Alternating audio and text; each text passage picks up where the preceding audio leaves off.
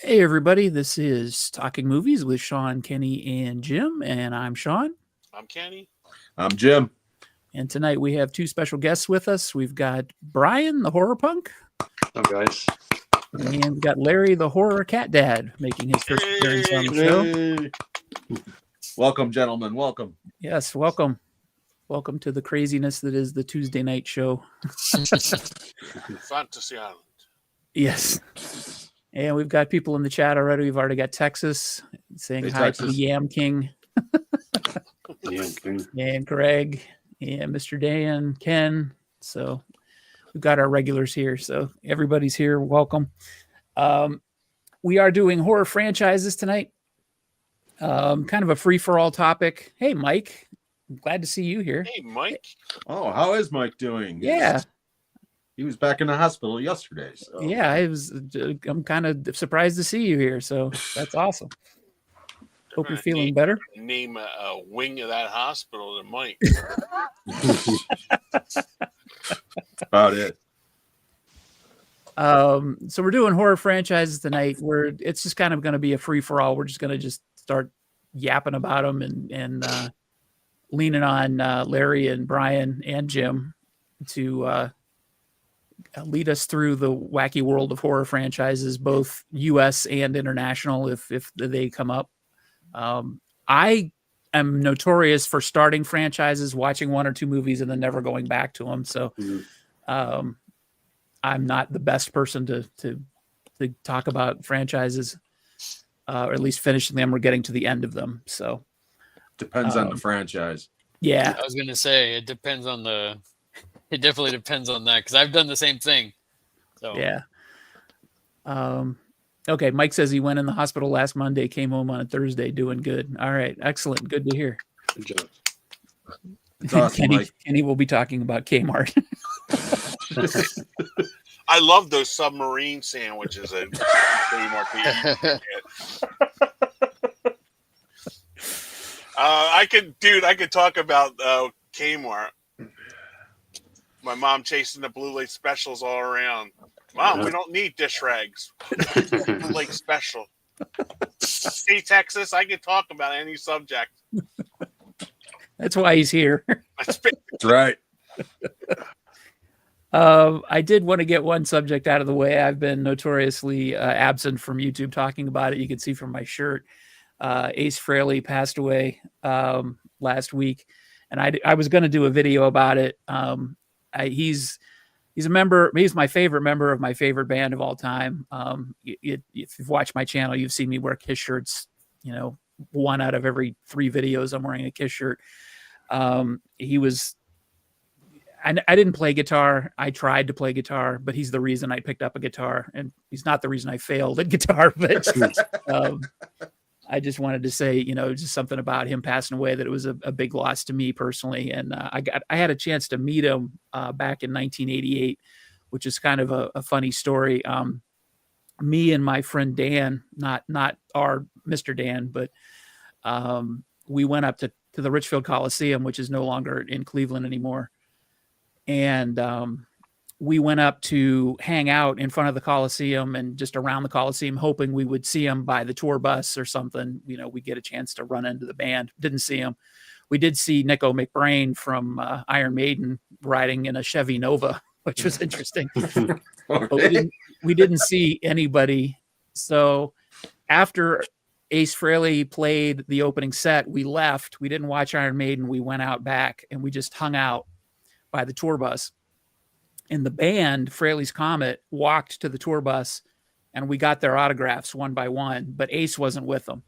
And we're like, oh, where's Ace? Where's Ace? Oh, he's not feeling good. He's not feeling good. And, rock star parlance, that means he's not feeling good. He's either, doesn't want to talk to anybody. He's high. He's taking his medicine. He's drunk. He just doesn't want to deal with anybody. He's in a pissed off mood, whatever. So they said, don't get your hopes up. He's probably not coming out. So we waited. Tour bus goes down into the Coliseum, and Ace gets on, and the tour bus starts pulling up, and we're like, oh, he's not going to stop. They're just going to drive right by us. The tour bus stops right in front of us. the door pops open and Ace is standing right there. And he's like, "Hey guys, what's up?" No kidding. That's awesome. And he gets out, and there's like 6 of us out there, and he signed all the stuff that we had. I just had a ticket stub. He signed it. He yelled at us because there was only one pen for the 6 people that were standing there. He's like, "Damn guys, I know times are hard, but geez." But he was super nice to all of us. He stopped. None of us, this was back before cell phones and cameras and all that stuff, so we didn't have any way to take pictures of him. But he was super, super cool. And I'll never forget that night for as long as I live. That's awesome. That was I've paid for meet and greets with people. That was better than any money I could have spent for a meet and greet. Yeah, So, it was genuine. it was totally genuine. And That's awesome. he was in a great mood. They always say don't meet your heroes. Yeah. In that case, it worked out. So that's great. Yeah, it couldn't have been better. He was in a great mood, so it was fantastic. So I've heard people have had bad experiences with him at meet and greets, and he doesn't care and whatever. And I saw a live stream with his ex-fiance last night that she said, you try playing a concert and then get off stage and have all these people coming up to you wanting stuff and take pictures and everything. You're going to be tired. You're supposed to be perky and all that stuff. Right. He played a concert in front of 40,000 people or whatever was in the, I don't know if it was that many, but 10,000 people it was in that arena, jumped off the bus just to talk to 6 people. So he couldn't have been any cooler. That's pretty fucking cool. So, that really is. Yeah. So, all right, we'll switch gears back to what we're here to talk about. So I will close that out. And thanks, guys. I see you guys acknowledge and kiss in the chat. It's too bad Phantom of the Park didn't make a franchise. What could have been? What could have been? Yeah. Rayleigh's Comet was underrated. I wish they would have done more. But yeah, Ace was great. So, all right, who wants to kick off horror franchises for tonight? Well, I would say, why don't we start off with what's everybody's favorite? That's a good one. Mine is Freddy, because I've only seen 3 of them. Really? Yeah. The best 3? I think so. I've seen the first one, the third one with the Crocus Dream Warriors. Oh, there you go. And Nice. New Nightmare. You've seen the 3 best. Oh, There you go. Yeah. Yeah, you've seen the 3 best. I Absolutely. heard 2's good. Yeah, Two's good. Two's different, but it's good. It's good. The rest have bits and pieces that are good. Yeah. They have their movies moments. by and large aren't that good, but Yeah. How about you, Brian? Besides the remake, I'm gonna go with Psycho. Nice. Oh, okay. Nice. Nice. Oh, I didn't know that set was out. That's 4K. Yeah, it's they. That's Arrow. This is a UK issued one. They did Nice. one for the States, but it didn't have the first one in it. It just had 2, 3, Right. and 4 in it. Oh, cool. Yeah, this is a UK release. I haven't even opened it, but Yeah, I see that. That's cool. Is the Vince Vaughn one in there? no. Thank God. I do have it though. Why you on bought Blu- it, 'cause it's on not. Blu-ray, but it was like really cheap when I bought it. But yeah, like I said, everything except for the remake I enjoyed. Cool. Awesome. Larry? You have it right there on behind you. That Jason said. That's my favorite. Oh, I thought you were talking about my Wreck-It Ralph poster. This one. Oh. Yeah. Yeah, I have that set from There it Scream is. Factory, man. It's awesome. Yeah, I think this is the best thing they ever put out. Yeah. Yeah. I've got that set too. It is. Oh, Brian does too. It's a thing of beauty. Yep. Yeah, Are they numbered? No. no. You can just No, they're fire great. it. It was great because I actually got it for Christmas from my wife, and I hinted at her like, "Hey, you should buy this for me for Christmas, like right now, because it's on sale." So I'll act surprised when I opened it. And, I didn't even know. I was like, "How'd you guess?" It's like when you were a kid, You you mean were that's peeking coming into your out? parents' closet looking for Christmas presents, and then on Yeah. Christmas Day, oh wow! What about you, Sean? I That's difficult because there are great movies in a lot of the franchises that I like, and I like some characters more than others, but my favorite character is Michael Myers, but the Halloween series as a whole really blows. Yeah. Thank you for saying that. I say that and people look at me like, I assaulted their mother. And Right. It's like, I'm sorry, go back and watch some of those movies. Yeah, they're pretty bad. So I'd have to say in terms of quality, I think we talked about this or you talked about it on your show. I don't know where I heard this, but I think I'd have to go with Friday the 13th because the quality is mediocre pretty much all the way through. You know what you're going to get. Right. Yeah. It's McDonald's. It's yeah, exactly. McDonald's That's it. Yeah. franchise. You were talking about that Saturday with Bryan. Yep. You know exactly what you're going to get. Yep. You know what? I'm going to go with a dark horse here. And it's kind of cheating, but I don't care. Because that's what I do. I'm going back to Tales from the Crypt. There you go. Oh, nice. Technically, like I said, it's a cheat because we were talking movies, but there are some Tales from the Crypt movies that were franchised from this show. And back in the day when this show first came on HBO, it was must-see TV. Mm-hmm. I mean, here I am in my early 20s, and instead of going to the bar on Friday night, I'm watching HBO. Yep. You know what I mean? So, yeah, Tales from the Crypt, I think, might be my favorite franchise of all time. Nice. Greg just brought up Phantasm, and I would love to say Phantasm, but I've only seen the first two. It's very... Boy! Yeah. This is the original Logo USA Yeah. OG box set. Yeah, there you go, Brian. Yep. Love it. And it's got the Scream Factory Phantasm 2 disc in there. Yep. Excuse me for a second. Rookie. I had it off. You want me to mute you, Kenny? Huh? You want me to mute you? No, I'm Okay. fine. I didn't know if you had to take the call. No. Okay. Now, I know I'm in the minority here, but to me, Phantasm 2 is the best movie on the set. Yeah. Most people prefer the original, but I prefer the second one. How about you guys? I really love the first one. I love the score. I love the eeriness of it. Even if they didn't make any other films, like I still think that first one is just. Oh. And then the restoration, the 4K restoration looks gorgeous. Yeah. It does. The call is coming from inside the house. Why haven't you checked the children, bitch? No, it's my uncle, and I always send him a link to the show. Oh, So- did you forget? No, I did. Oh. And he went, shit. That's what he just replied. I said, doing my podcast, and he put, oh, shit. Yeah. Hi, Unc. Okay.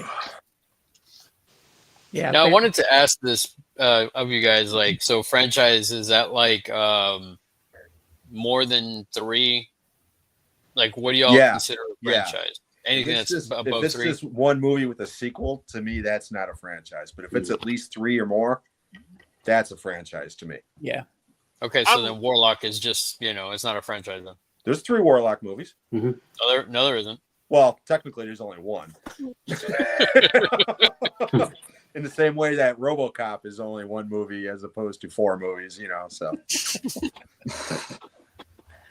Don't even get me going on Indiana Jones. I got into that argument yesterday.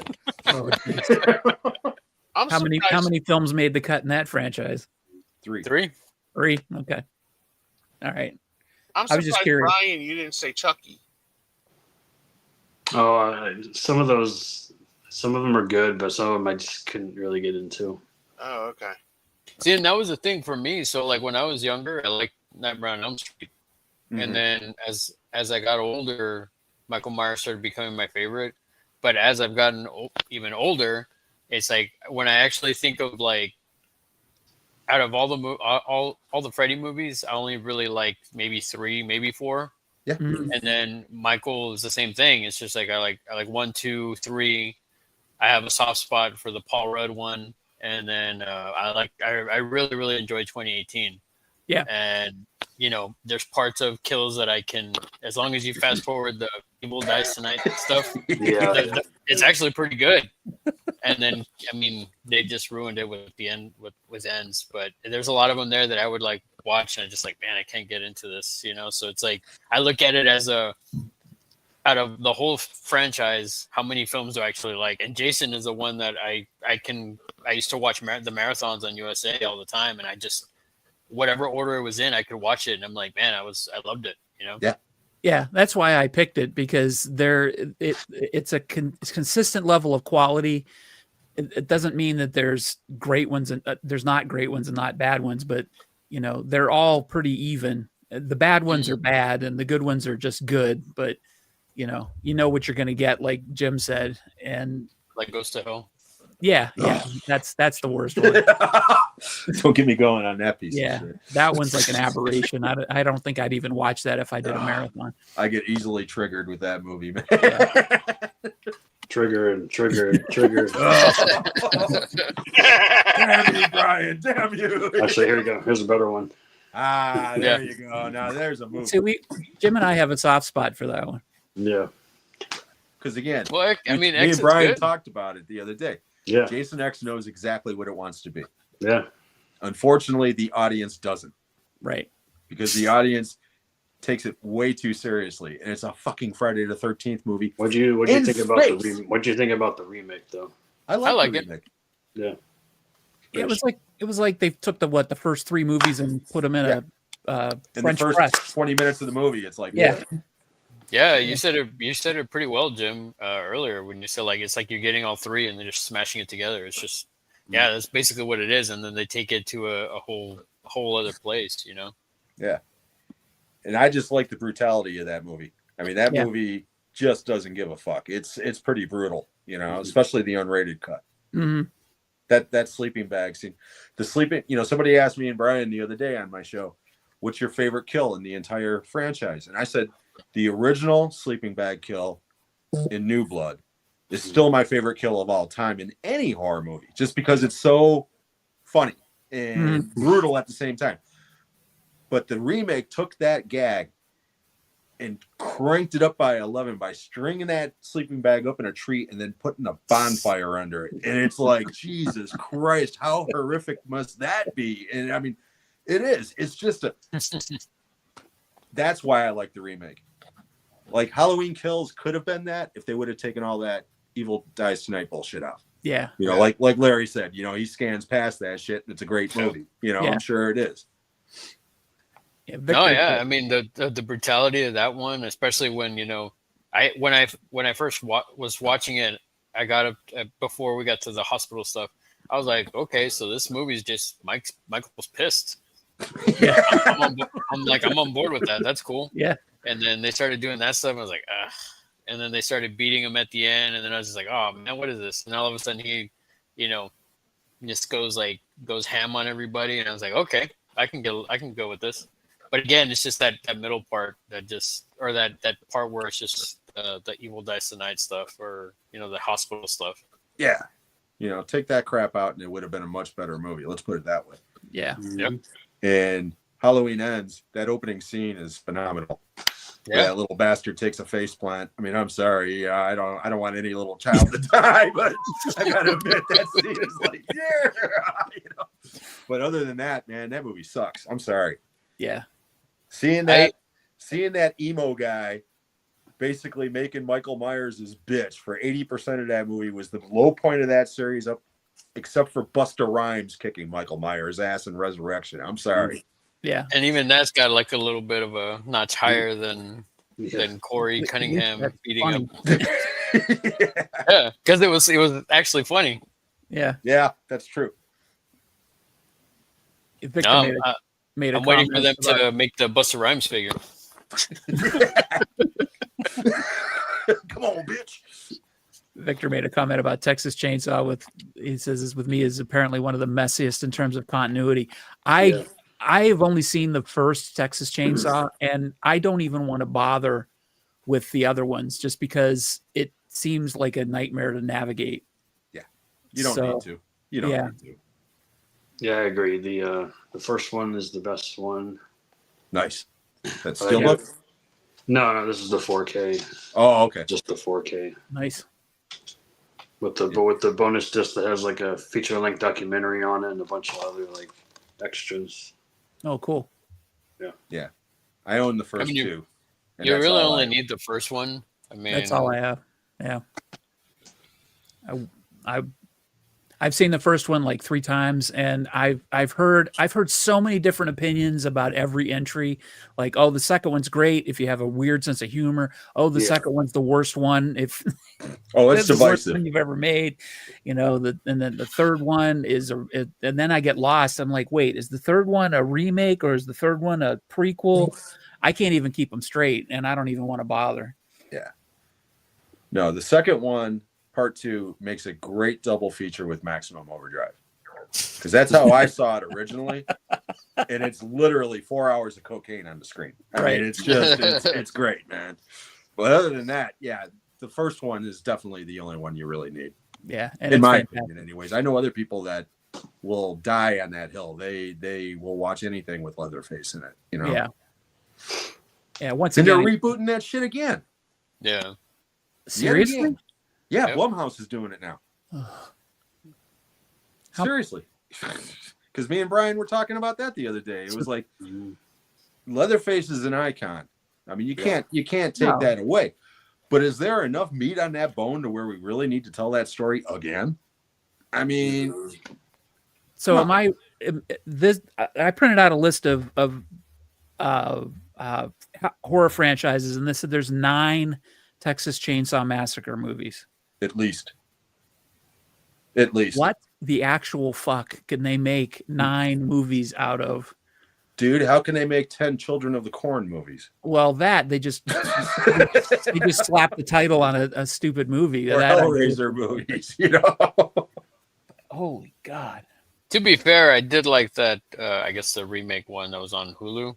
I actually Yeah. thought it was good. That was pretty decent. Compared, what? Hellraiser Oh, yeah. compared to like all of those other like beyond like Bloodlines. Like I was like, Yeah. nah, I'm good. There's that- the I got, Scarlet I got Fox this set. one. Yeah, this Oh, is the you got that. OG from Yeah, Arrow. I have that one too, Jim, but I Yeah. upgraded to that 4K set. I have Yeah. that one, the I have that 4K one. one. Yeah. Yeah, this is definitely one of my crown jewels. I fucking love this set. And I have that reboot that you're talking about, Larry. I bought it as a bootleg because Nice. I really enjoyed it and I wanted Yeah. it. Yeah, I I still like haven't the seen that. brutality of it. Oh. There's a 13th Friday the 13th film in production. Yeah, Is it because the they film or finally got the- the rights thing straightened out. Okay. Is it the film or the series? Did they already say they're going to do a film? They're going to be making another reboot. But Okay. the reason why it was held up so long was because The Cunningham rights. and Victor Miller were fighting over.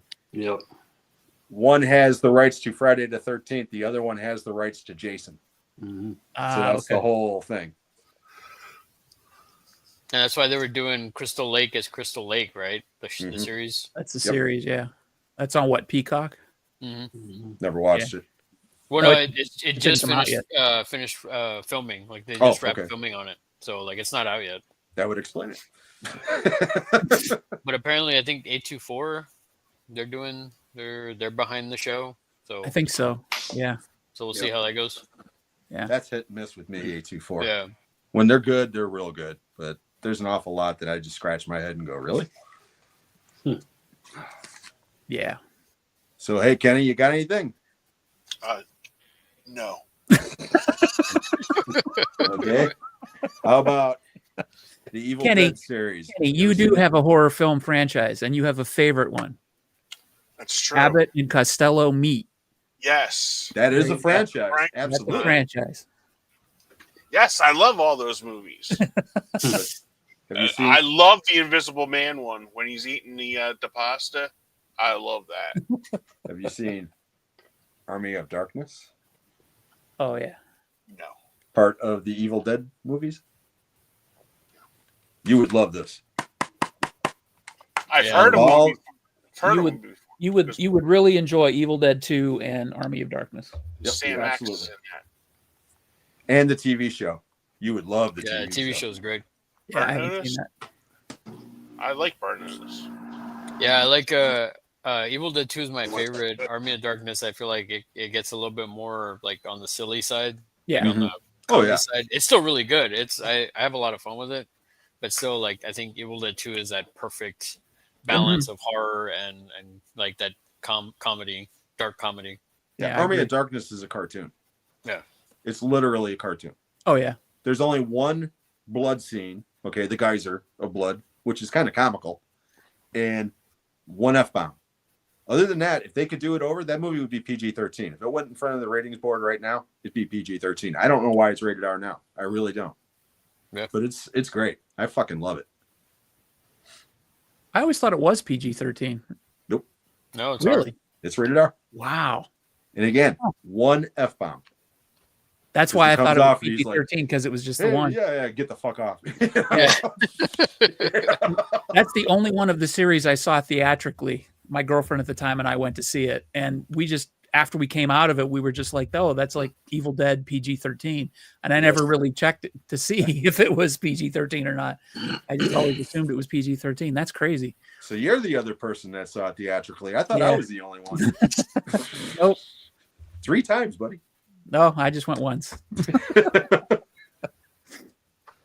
Yeah, love it. Well, see, that was the thing. I wasn't sure. I wasn't sure if you would consider like Romero's zombie films. Is that like a franchise? Because technically they're not like sequels to each other. So that's where I was like, because I didn't include them, but I wouldn't have disqualified you if you did. Let's put it that way. Because Because really, if you're gonna make a zombie franchise, you'd have to start with his. yeah. Yeah. I mean, those are. I mean, Night and Dawn. They're my favorites of all time. Like horror movies of all time. Like I go back and forth between both. It's just like I just love those films. And then Day is awesome. I really enjoyed Land of the Dead, Diary of the Dead. Survival is the one where it's kind of like, okay, Yeah. I think. Yeah. Yeah, I've seen it like maybe once and a half. I couldn't get through it the second time. Yep. But even Diary, I thought Diary was okay. Like I like Diary's the all right. concept, It's got its moments. but That's why I didn't know whether to consider that like a franchise because that would probably be like one of my tops. But I would still go with Friday the 13th is my favorite, and then I'll grab another one. I'll be right back while y'all continue. All right. You're talking about Evil Dead. Patrick said, whoops, that's not the one I wanted. Patrick said he enjoyed chatting with Shiloh Fernandez, who did the remake. He was very cool. I did not see that. That's pretty awesome that he got to talk to him. Yeah, I even liked Evil Dead Rise. I thought that movie was good too. And there's a new one. They just finished filming on it. I think it's called Evil Dead Burn. Evil Dead Burn. Evil Dead Burn, yep. Yeah, so. Okay, here's one that I know Kenny see. And maybe wasn't thought of. About Poltergeist. Yeah, I've seen the first one. Which again, that's the only thing you really need is the first one. But there were 3 of these, and then there's a reboot as well. So it would definitely qualify. And the first one, you want to talk about this might be the scariest PG movie of all time. Yeah. Oh, yeah. You know? Sure. This one or Invasion of the Body Snatchers from 78. Yep. Because that movie's pretty freaky too. You know, for a PG movie. I showed that the Poltergeist at a party maybe 20 years ago to a bunch of people who'd never seen it, and these were younger people. None of them had ever seen it, and it scared the shit out of them. Yeah, it still has the power. Yeah, it still holds up. My grandson turned 13 last month, and I'm still on the fence whether or not he's old enough to watch that movie. Yeah. You know, I mean, I saw it when I was 15. At the theater because it came out in 82. Yep. And it scared the shit out of me. I mean, I almost pissed myself when that fucking clown popped up. I mean, and talk about that tree all you want, man. When that kid's underneath looking at the bed and then he pops his head up and that clown is there, man. Even now, clown it freaks and me the out. face in the mirror. Yeah. Yeah. That's a Cronenberg moment, man. I mean, I think Cronenberg definitely influenced Tobe Hooper in that sequence because that's something right out of a Cronenberg movie. Yeah, What you got, Larry? Do what? What you got? You said you had something. What you go get? Well, I mean, y'all keep showing off. I had to show off one of my prized possessions. Well, I'm just one of them, but this is my other favorite franchise. Subspecies. I love that. I love this you box and Dan set, man. were talking about that. Yeah, Mr. Dan, I think said there's 8 of them. Is that right? No, Yeah, there's he said 5. Yeah, he told me there was 6, and then after the fact, he was like, "I think there's only 5." Yeah, there's 5. Technically, there's a spin-off, Vampire Journals, because they mention it's like in the world or something like that. They mention the main vampire from Subspecies, and then you see 2 of the vampires. You see them later on in Subspecies 5, because it's like technically a prequel. So, but Subspecies 4 is probably the worst one. So, yeah, I've seen the first 2. I know for sure. I had no idea there were that many, to be honest. yeah, it was. And what's cool is like 3 is like basically same day. Like it continues into the from before. They do it with part 4 as well, but it doesn't the continuity is kind of off a little bit, and it's just not a good movie. Even Ted Nicolau, I was on a stream with him, and he kind of, without me saying anything, he knows that part 4 is not good. But no, that's another series that I've been a huge fan of that series ever since I first saw it on Showtime way back in the day. No, that's a beautiful set. Yeah. Yeah, it's like when they announced this one, I was like, man, I had to have this. The same with the Bloodstone. They finally released a Bloodstone 1-to-1 scale, and I had to pick that up also. Nice. I think that one's completely missed my radar. I don't think I've seen any of those at all. They're on Tubi. Are they? Yeah, okay. So you can check them all out on Tubi. There you go, Kenny. Look. I don't know if you saw on Instagram when I advertised the stream tonight. I said, if you don't find at least one new franchise to watch on this, I'll have to refund your admission. And I just proved my point. I found something to watch. So there you go. Yeah, so Subspecies is the one that I pimp out to everybody. Like all my friends are like, "You ever seen Subspecies?" They're like, "No," and I was like, "Oh man, you got to watch this." And then, all right, cool. Yeah, they're fun. The 2 that I saw at least were fun, and that was way back in the day. So those were from the 90s, right? Mm-hmm. Yeah. Okay, that's probably why. Full Moon. Yeah, Full Moon. Oh, Full Moon. Okay. Yeah. Okay. Yeah, I always got that confused. For some reason, I thought it was Empire, but yeah, Full Moon. Okay. Well, same thing. They started off. Charlie Band was Empire before, and yeah. Patrick says the world needs more puppet masters. I think we had enough of those because again, that's another series. It's got like 10 sequels. Yeah, how many are there of those? Oh man, quite a few. Yeah, a lot. And then they even crossbred them with other franchises: Dangerous Toys versus Puppet Master, Demonic Toys, or Demonic Toys. Yeah. Evil something, Evil Bong or something. I don't know. It's just like there's so many. Yeah, there's just so many of those. It's just kind of like all you need is the first 3. Yeah. The third one is my favorite. I really enjoy the third one, but there's I thought it's probably the best. I think I saw the first 2 and I loved them, but then again, I just tailed off and didn't watch them. And then you come back and be like, oh, how did I miss the first 6?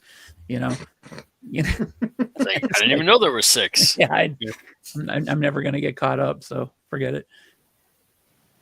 That's funny. How about this one? Our first foreign film franchise of the night. There we go. Wreck. Nice. From Spain. 4 films. Have you ever heard or seen the movie Quarantine? Yes. Yeah. Wreck is the original film that Quarantine is based on. That's a remake of Wreck. And these movies are great. The first 2 especially. I actually think the second movie's the best out of the 4. But these movies are phenomenal. Now, again, Scream Factory, and this is still readily available. It's like $40, and it's well worth it. These movies are phenomenal. These are found footage type movies, unfortunately. But the hook on it is that you're following a film crew from a news station. So it's not quite as shaky as a lot of those films are, like Cloverfield. Mm-hmm. Yeah, I know. Mika and Kara were just talking about this the other day on their show. Yeah, it's a phenomenal set. So if you guys have not seen these films, I highly recommend them. Mm-hmm. I only haven't. The only ones I haven't seen is 3 and 4. I have seen the first two, and the first two are like yeah, legit. They're The really first good. one's creepy. The second one's scary. Yeah, they're really good. The second one's got some shit, man. And it's just like, what the fuck? Yeah, it's pretty wild. Ken thinks all of them are on Shudder. Yeah, I think you're right, Ken. Oh, cool. That's awesome. Yeah, and again, those movies are from Spain, so you're going to be reading subtitles. Yep. But yeah, quite honestly, they're not dialogue-driven films. They're no. they're pretty action-oriented when they get going. Especially the second one. Yeah, the second one just boom, it takes off running. It's really good.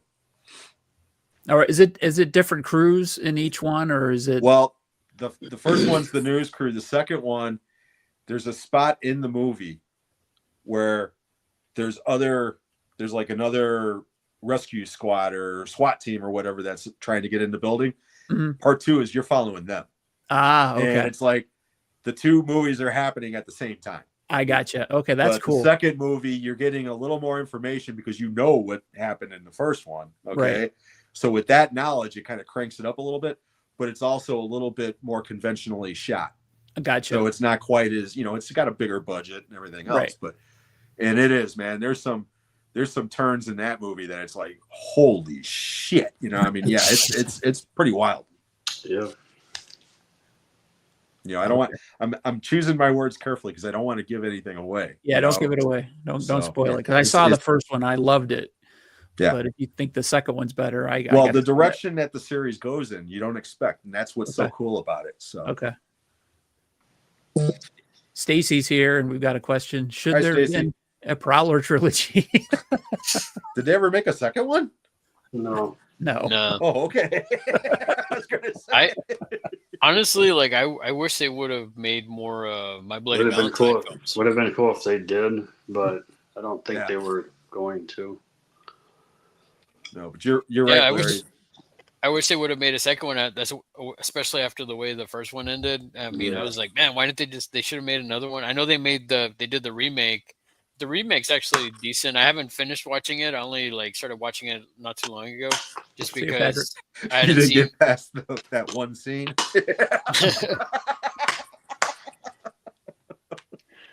But I really the first one I really enjoyed a lot, and I didn't realize there was like an unrated version, and I saw it on I think it was on Pluto TV or something like that. Yeah. And then I ended up getting the Scream Factory. Release. That's got both. Yeah. But yeah, that's one I wish they would have done more. I mean, they could have with that series easily. Yeah. So we get, a bunch of Scream movies. Yeah. That's a question I'll ask you guys, because that seems to be one of those franchises that won't die, but they keep making more of, and it still seems to gain traction. What do you guys think of the Scream franchise? I don't think about them because the last one I saw was Scream 4 and I didn't like it. I didn't like 4 either, but I do enjoy 1 and 2 the most. Yeah, I got the same exact set. And that's the same one. I'm right there with you. The first and second one are the only two that I I love the first one. Yeah, the first one's great. Second one is okay. Yeah. And then they kind of went downhill and I haven't seen any of them once. I haven't seen any since the third one. Yeah, 3 was a little strange when I first watched it, but yeah. I think for me, I just I don't know if it's because when it first came out, I had a buddy who kept telling me about it. He didn't tell me the ending, but I had heard about the ending, and then so when I saw it, it was like, and then I saw the second one, and I barely remember it, and then I saw it were on Max a couple of years back, so I went back and I rewatched the first one. I was like, meh, same thing. I was like, I'm like, all right, whatever, and then I didn't even finish part 2. Like I got past that beginning movie scene where they kill Jada Pinkett, and I was like, okay, I'm done. Like, yeah. I just and then I've seen like half of 5, whichever the first one with Jenna Ortega was. Yeah. And I was like, okay, I don't need to watch any more of this. Yeah, the only reason why I would give those new Scream movies a chance is because I know at least the first one of the new ones was done by the guys Radio Silence or whatever that is, that team. And I love Ready or Not. Oh, yeah. And I really enjoyed Abigail. I think Ready or Not's going to become some sort of franchise. They're making. I know there's a sequel to that coming out this spring. And they're going to probably make a third one too. Yeah, Ready or Not's fucking awesome. I love that movie. Yeah. See, I need to go back and rewatch. I need to rewatch Abigail because, like, when I saw it, I was just like, "Oh, this sucks." And then, like, everybody tells me it's really good, and I'm just like, "Did I watch the right movie? Like, am I missing something?" You know, like I felt like it's not the greatest thing since sliced bread, but it's entertaining. You know? I thought it was cool. The girl was amazing. The girl that played Abigail, she was amazing. Whoop. There we go. And then what's the name? What's Kevin Durant as well? Yeah, he was great in it. I just watched it for the first time last week, and I thought it was great. But I wish they wouldn't have spoiled the twist. I mean, the whole thing about her, you know, that's the crux of the movie, and it would have been much better if they would have kept that under wraps as long as they could have. I think it would have made it much more of a fun experience. But yeah, definitely. I think I actually got to meet her. Was it last year before at Texas Frightmare? And I was telling her that theory too. I was like, I just wish they would have like kept you as being the vampire like a secret a little bit. And she was like, oh yeah. Like she got all into the idea and everything, but she understood. But then she kind of explained to me like, yeah, I understood why they did it. And I was like, oh, okay, you know. And then usually Dan Stevens, I'm like, man, The Guest and other stuff I've seen him in, but I don't know. I just didn't like his character in Abigail, so I don't know. But other than that, like he was Frank, right? Yeah, he was a cop, the ex-cop or whatever. Yeah. I liked him in the movie. I don't know. Were you at the Frightmare in this year or last year? What? You at Texas Frightmare this year or last year? Oh, I've been going since 2014. Oh, okay. I don't know where you're from. So, Texas. Oh, that makes sense. Don't hold it so he's a nice guy. Okay. Don't hold it against me. No, I was there this year. I'm from Cleveland, okay, cool. so I was there this year, and she was there, so I was. Okay, so then it was this year. Yeah, they all kind of run together. You know, it's like I can tell you stories about all the times I've gone to Frightmare. It's crazy. It's the only con I go to that's like pretty consistent every year. I love Texas Frightmare. Okay. I've only been there twice. I went there in 2011 and then this past year. So nice. It's changed a little bit since 2011. Yeah, I've been going since 2014. So it's just like, I've seen a lot of things like change, and it's just like, I can imagine. Oh man. Dan's got a question up there.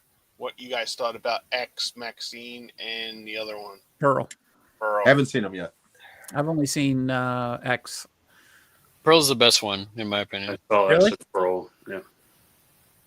To be fair though, I saw them in chronological order, not in the actual order that they were released. So I saw Pearl first, and then I saw X, and then I don't even know why I bothered with Maxine. That's what I've heard, unfortunately. Maxine was just such a letdown. I was like, man. But Pearl was really good, and X is pretty good too. It definitely has that chainsaw vibe to it, that original chainsaw vibe. But I still think Pearl is probably the best one. Yeah, I haven't seen any of those films. I haven't seen any of the Terrifier films. I haven't seen hardly any, or actually any of the extended Conjuring films. I mean, I'm so fucking far behind in some of these franchises, it ain't funny. But I've seen all the Omen movies. Nice. This was the first franchise. This is the reason why I brought this one up, because I saw The Omen before I saw Jaws. Oh, and to nice. me, those two are like the first two horror franchises that I was introduced to. So, and I'll always have a big soft spot for the Omen movies. I fucking love them. Yeah, that first one is like a classic. I always love that scene. It's all for you. Yep. I laugh, but I'm like, man, that's awesome. Yeah. Dominos, Christos. I love it. That was for my good friend Roy, because I know he listens to this on podcast at work. And every time he hears that music, it gives him the creeps. So every time I bring up the Omen on my channel, I do that shit. So that's for you, buddy. And I remember the premiere of the TV movie one, The Awakening. Yes. I saw it when it premiered. I was like, oh man, a new Omen movie, and I was like, man, this isn't that good. Yeah. The little girl. Yeah. And Michael Lerner.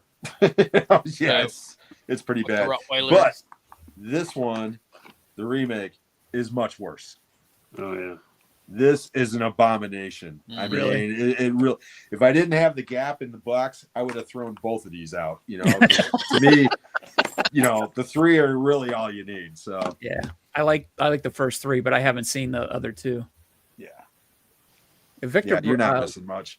Victor was talking about Abigail, and I brought it up, so I'm bringing it up because I can understand why some people didn't like the trailers for Abigail for giving that away, but I will never understand why people claim the same thing about Companion. It literally happens 20 minutes in. Yeah, I can see that. Companion, I thought Companion was a great movie.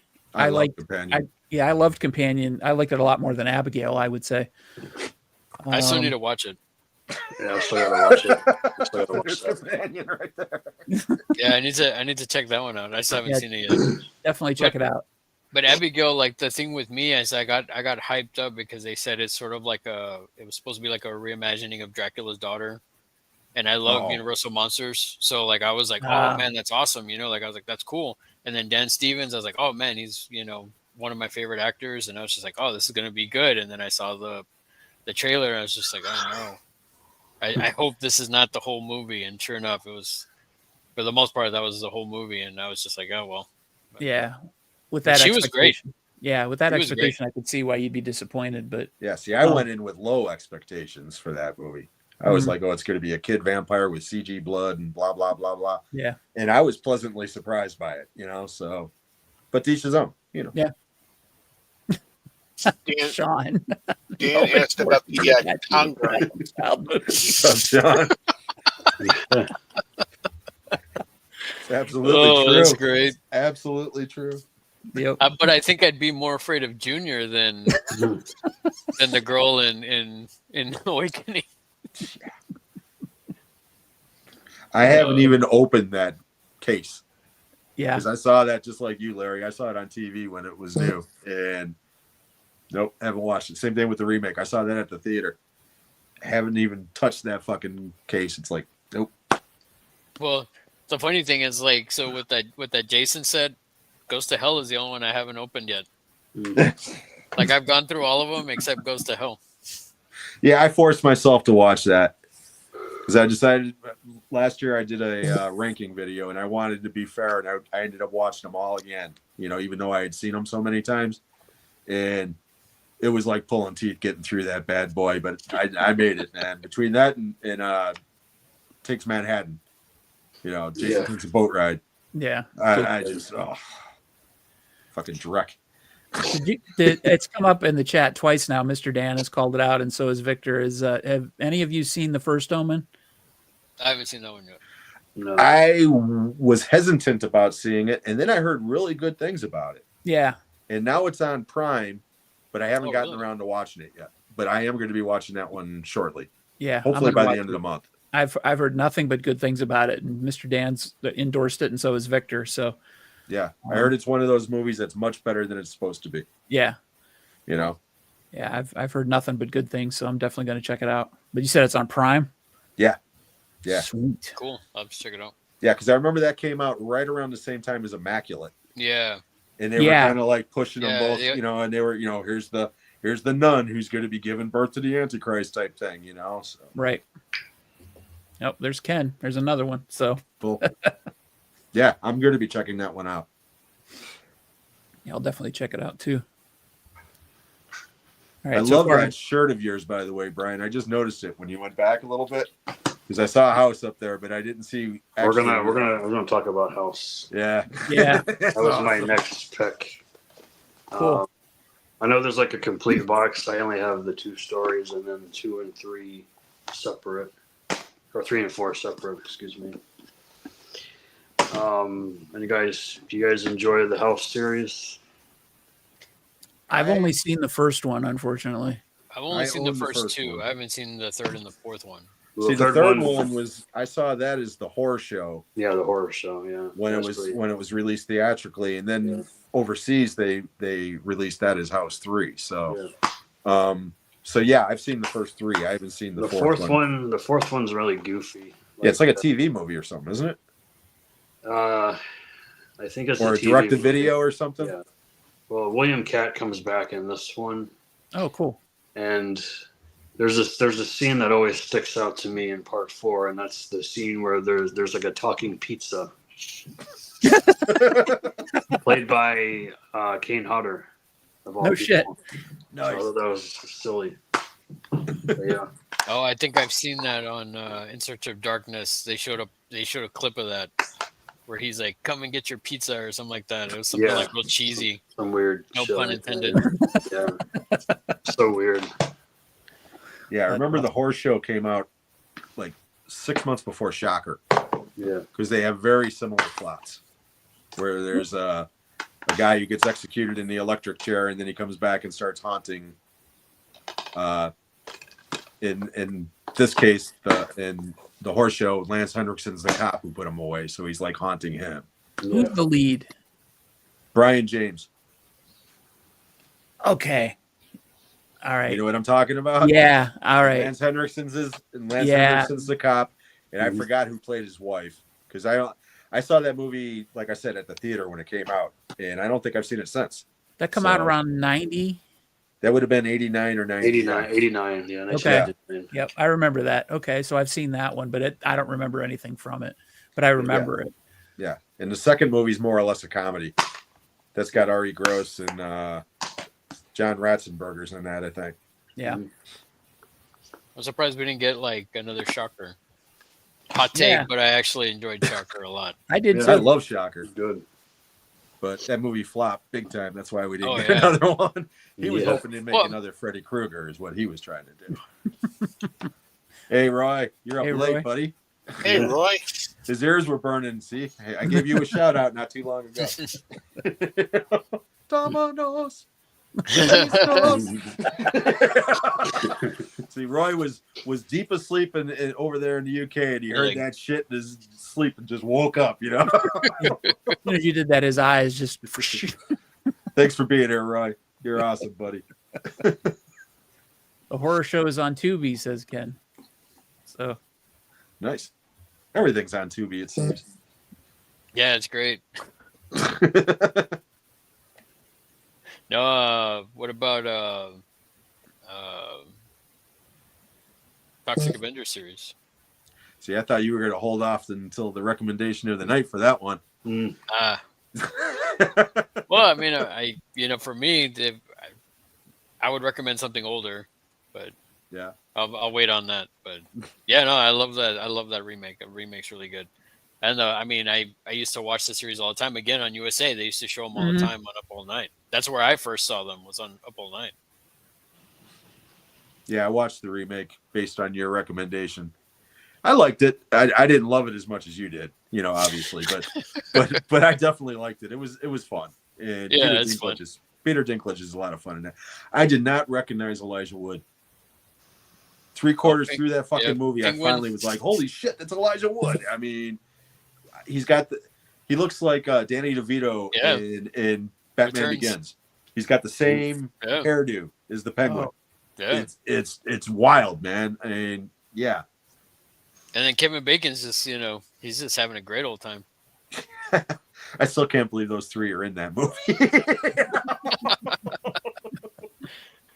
Because it's got a good I don't know, cast. like I said, I dragged my wife to go see it, and we were both laughing through the whole thing, like the whole way through. We were just like seeing the funny stuff in the background, as well as like all the random nonsense that was going on, and then the gore and everything was just so silly. We're just like laughing, and then that's for me that made it like put it over the top. You got a good wife there, Larry, because my wife would have been bitching at me the whole way home and still be bitching about me 3 months later. Well, see, I can't remember if I told you. I kind of lucked out because she when we were first dating, she likes the original series. There Like you go. she likes the old films, and I was like, really? And I was like, interesting, okay. But she had never seen Predator, so like our first movie date, I took her to go see the original Predator, and she got all into it. She loved it. Nice. So, Yeah, so yeah, I you was got like, a good one okay. there. I'm Yeah. like, I think she's a keeper. Yeah, Yeah. you got a good one there. Yesterday, was it yesterday? I think it was yesterday. Yesterday was Bela Lugosi's birthday, Okay. and I mentioned that to Lori, and she's like, "Who?" Who? And I went, "Wait, what? You don't know who Bela Lugosi is?" And I said, "Do you know who Boris Karloff is?" No. I said, "Do you Shut know who up. Lon Chaney is?" No. I'm like, "Oh my god." Well, with the Boris Karloff, you should have said, "Did you ever see how the Grinch Stole Christmas?" And she'd go, "Yeah, I love Jim Carrey." And then you go, He actually does love that movie. We watch it every year. It's like, what do you mean? I love Benedict Cumberbatch. I'm not that young. But yeah, my heart shrunk just a little bit yesterday. 3 times too small that day. I'm like, oh my god. Oh well. Return of the Living Dead as a franchise. Yes. The first 3. Yeah, the First first three? 3. Yes. Okay. I own The second one and was 3. actually the second one was actually the first one I saw. And then Oh, when really? I went back and I saw the first one, I was like, oh man, this is great. Yeah, I don't own the second one. I own the first and third one. Don't really like the second one that much, to be honest. Really? Love the first one. Yeah, the first one's great. I like I said, the first one I saw was the second one, and I was, that gag at the end with Michael, like the Michael Jackson gag. I thought that was hilarious. Yeah. But no, when I saw the first one, I was just like, oh man, send more cops. Yeah. Send more la- paramedics. I laugh all the time, like every. Yeah. No, yeah. The third one's good. I feel like it kind of got a little bit tried to be a little bit more serious. That's You know? why I like it, because it kind of went in a different direction. The second one to me is too cartoonish. Yeah. Whereas the first one, like Evil Dead 2, it's got that good, it walks that line. Yep. Yeah. You know, between one scene's goofy and the next scene is scary, you know. Right. So. But yeah, the whole deal with James Cameron and Clu Gulager and Tom Matthews, the 3 of them, Yeah. it's gold. I mean, the brain, I hit the fucking brain. Be a man. Yeah. I just watched that for the first time in what I thought was a long time last week. And I was like, wait a minute, I've seen this way more recently than I thought. I hadn't seen it since like 1992. And it was like it just came right back to me. Like I'd seen it much more recently than that. So I was like, okay. That movie, because again, me and Bryan, it kind of got covered when we were talking the other day. Somebody asked us about it. Or no, they asked us to compare a face-off between that one and Shaun of the Dead. And me and him were both picking Return of the Living Dead, although we both love both movies. Yeah. And I said, outside of Night of the Living Dead, Return of the Living Dead is the most influential zombie movie ever. That's true. It's the first movie where the zombies are fast. Mm-hmm. It's the first one where they're eating brains. That's where the whole brains came from. Okay. It's the first meta type horror movie of its type because it references the original. Okay. And the events that happens in that. And it's just, it doesn't get the credit that it deserves because people expect it. You know, it's also the first zombie comedy. Right. You know, there'd be no Zombieland without Return of the Living Dead for sure. Right, exactly. Yeah. So, yeah, it's a great movie. It really is. Yeah, absolutely. And Linnea Quigley. Oh, yeah. Yeah. Tonight. Even when she has that horrendous face, you know, I'd be like, okay, go ahead. I just love at the end where they do like the montage of scenes during the credits and they show her and they immediately cut to the other guy. Yeah.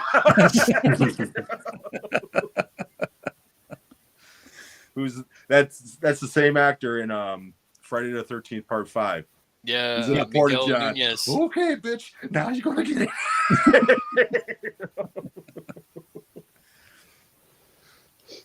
Kenny, if you're looking for yams, Return of the Living Dead.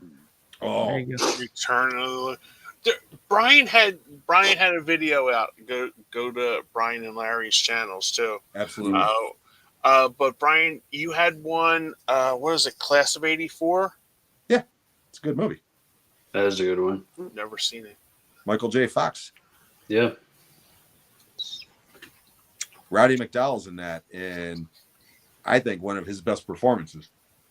Mm. When he has that breakdown scene and he's holding holding everybody hostage, it's great. Yeah, I was just because I was writing them down, Bryan, when you were recommending the list. Mm. So to find them between either Shudder, because I got Shudder for Joe Bob this month, and then Tubi to check on Tubi. So, and then I got into the old 50s and 60s stuff. So that kind of got sidetracked from that stuff. Yeah, I would have to say honorable mentions for me would obviously Warlock, even though I don't acknowledge Part 3. Wishmaster was good. I did like Wishmaster. Yeah, those are pretty good too. Because I'm bald and I got my arms crossed, Kenny. No, I just like that because I remember renting that from the West Coast Video. That was really good.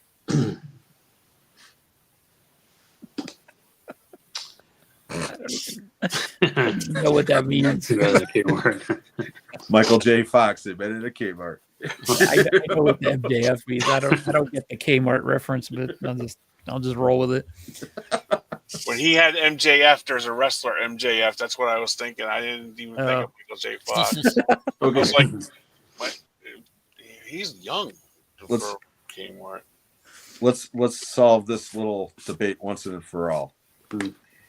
Is this a horror franchise or a science fiction franchise? Alien. Sci-fi. Alien. I'd say horror sci-fi. Yeah, mix. You got one or the other. Pick one. It's predominantly horror. Well, yeah, it is predominantly horror because even in like the second one where it's like way more action, there's a part like the part that always creeped me out is when like that first chest burster comes out of the person that's cocooned. Yeah. Beyond that, I mean, it's not. I didn't. When I was younger, I was like scared out of my mind just because of like the horde of like aliens that were coming. But, Right. But when you actually like think about it, it's just like no different than Starship Troopers. Well, I mean, obviously it's a better film, but but in the sense of like all these like aliens coming at you. Yeah. And then I mean, despite what anybody says, I love Part 3. I think Part 3 is great. I do too. I actually enjoyed Romulus. I don't know if you guys did, but I loved Romulus as I well. love Except the ending. Romulus. I just think it's too fan servicey towards the end. yeah. It gets Yeah, I a little haven't bit seen it too yet. over the top with the fanboy shit towards the end. Mm. But David Johnson's great in that movie. Yeah. Is Andy? Mm-hmm. No, he was great. And Why is that so darn expensive to pick up on Blu-ray and 4K? Romulus? Yeah. Fox. It's Disney? still $25 for like $30. Yeah, it's Disney. Yeah. They just want your money. Yep. I'm surprised it's not more. Yeah, I just didn't know if they had like a short supply on them, or I had no idea. It was just because I like all the Alien movies, so I was just going to pick that up, but it was like $32. I'm like, nah. Yeah, I still haven't gotten it for the same reason. It's just been too pricey, and I haven't seen it yet. Yeah, I got it on Blue, so. Yeah. Yeah, I did also. And I got it really cheap because I got it off of eBay or whatever, and it was like $15.99 or some shit. Oh, I was nice. like, yes, please. Yeah, I think I think I paid like $25 at a local like mom pop place, and it had the red slip, and I was like, oh, that's cool, I'll take it. And then You killed your camera, Larry. what's going on? Somebody killed Larry. No, but yeah, I got it for like $25, and then they said, like, "Oh, we have the steelbook," and I'm like, "Oh, what does the steelbook look like?" And I was like, "Eh." To me, it was just kind of too messy. I'm more of like I like stuff that's like kind of plain, you know. And I love that cover, that regular cover with the face hugger. That's the thing with that one. It made the face hugger scary, you know. That's cool. And I thought that was awesome. Like I was like, I man, love the look of Romulus. It looks like those first two Alien movies. Yeah. You know, I mean the set design and how it's lit and everything else it does. It looks like an Alien movie for sure. I think it's the CGI E.M. Holm Ash character. Yeah. That kind of took me out of it a little bit. And then, like I said, towards the end, there's just a lot of fanboy shit where it's like, okay, we're paying homage to this movie. Now we're paying homage to this one. Oh shit, we forgot Resurrection. Let's do this, you know? And it's like, oh, we forgot the black goo. Let's do this. And it's just too much, you know? I wish I was talking to my wife about this. Another film I dragged her to go watch with me. I was like, I wish they would have done like, instead of, they would have ended it with the girl that was pregnant in the tube or whatever, and then like it pans back as she's talking, and then like you just see it turn red, like it's like got the alarm, and it leaves you on that kind of like cliffhanger. I think that would have left it like made it a lot better, because that whole thing with the newborn or whatever, I was like, eh. Yeah, I was just I didn't need that. Yeah, the movie as a whole, I loved it though. I didn't like that baby thing in shit, part 4. Resurrection. Thank you. Yeah, and I didn't like it in the new one either. You know, I mean, it was just like, really, come on. So, but I did like Romulus though. I'm making it sound like I'm shitting on the movie, and I'm not. It's just I don't think it's as good as everybody said it was. When it came out, people were like, "It's the greatest movie since part 2." I'd rather watch part 3, honestly. Yeah. No, I'm totally with you. I like that it feels like it's in that same universe, and I like that they actually, like what you were saying, Jim, is like it looked and felt like it was in that world. And even parts of it at that beginning on that colony, I was like, man, I'm getting like Blade Runner vibes, like the original Blade Runner. You know, I just love the look of it, and I wanted to see more of that world. You know what I mean? But that's how I knew it was like, okay, they got me. They got me in. You know, and once we got the whole thing with the face huggers and everything and all that other stuff, I was like, man, this is just really good. And then we got the ending.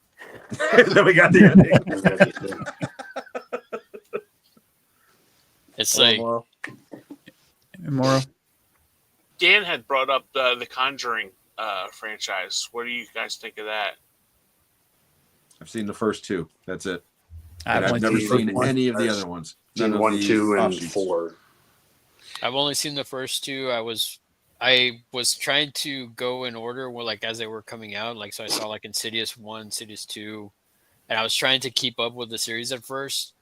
And then they started handing those out like, you know, hotcakes, and I was just like, oh man, I can't keep up with this. Like I've seen the Nun 2, but I haven't even seen the first one. I saw the first one, didn't see the second one. It was not really something I'd like, but yeah, I saw the second one because, you know, somebody who's also another YouTuber, she tricked me into seeing it. I don't know. No, not really. She was the second Annabelle film is better than the first, in my opinion. Yeah, there's 3 of those, ain't there? Yeah, I didn't watch 3 yet, but part 2 was definitely better than the first one. I got one for y'all. There's an endorsement. What about the Amityville series? Oh yeah, with Sweaty Burt Young. I got this. There you go. Nice. And then I have the. Oh, nice. The other 4. Well, there's more than that, but yeah, there's too many Amityville movies, but a lot of them are just by name, just share the name. It's like pointless. Yeah, it's like what do you want? There's like what Amityville Vibrator now. That's is that? Yeah, it's a real movie. Look it up. Amityville Karen. There's one guy. Yeah, that was another one too. Amityville in the Hood. Yeah, Amityville in the Hood. It's a real one. That's a real name. Oh my God. It's worse Amityville than in the Children of the space. Corn movies, I swear to God. Amityville backpack, Amityville back room. I'm like, what are you doing? Amityville glory hole. That's the sequel to Dick Shark. Dun dun dun dun. Ah! Get it out.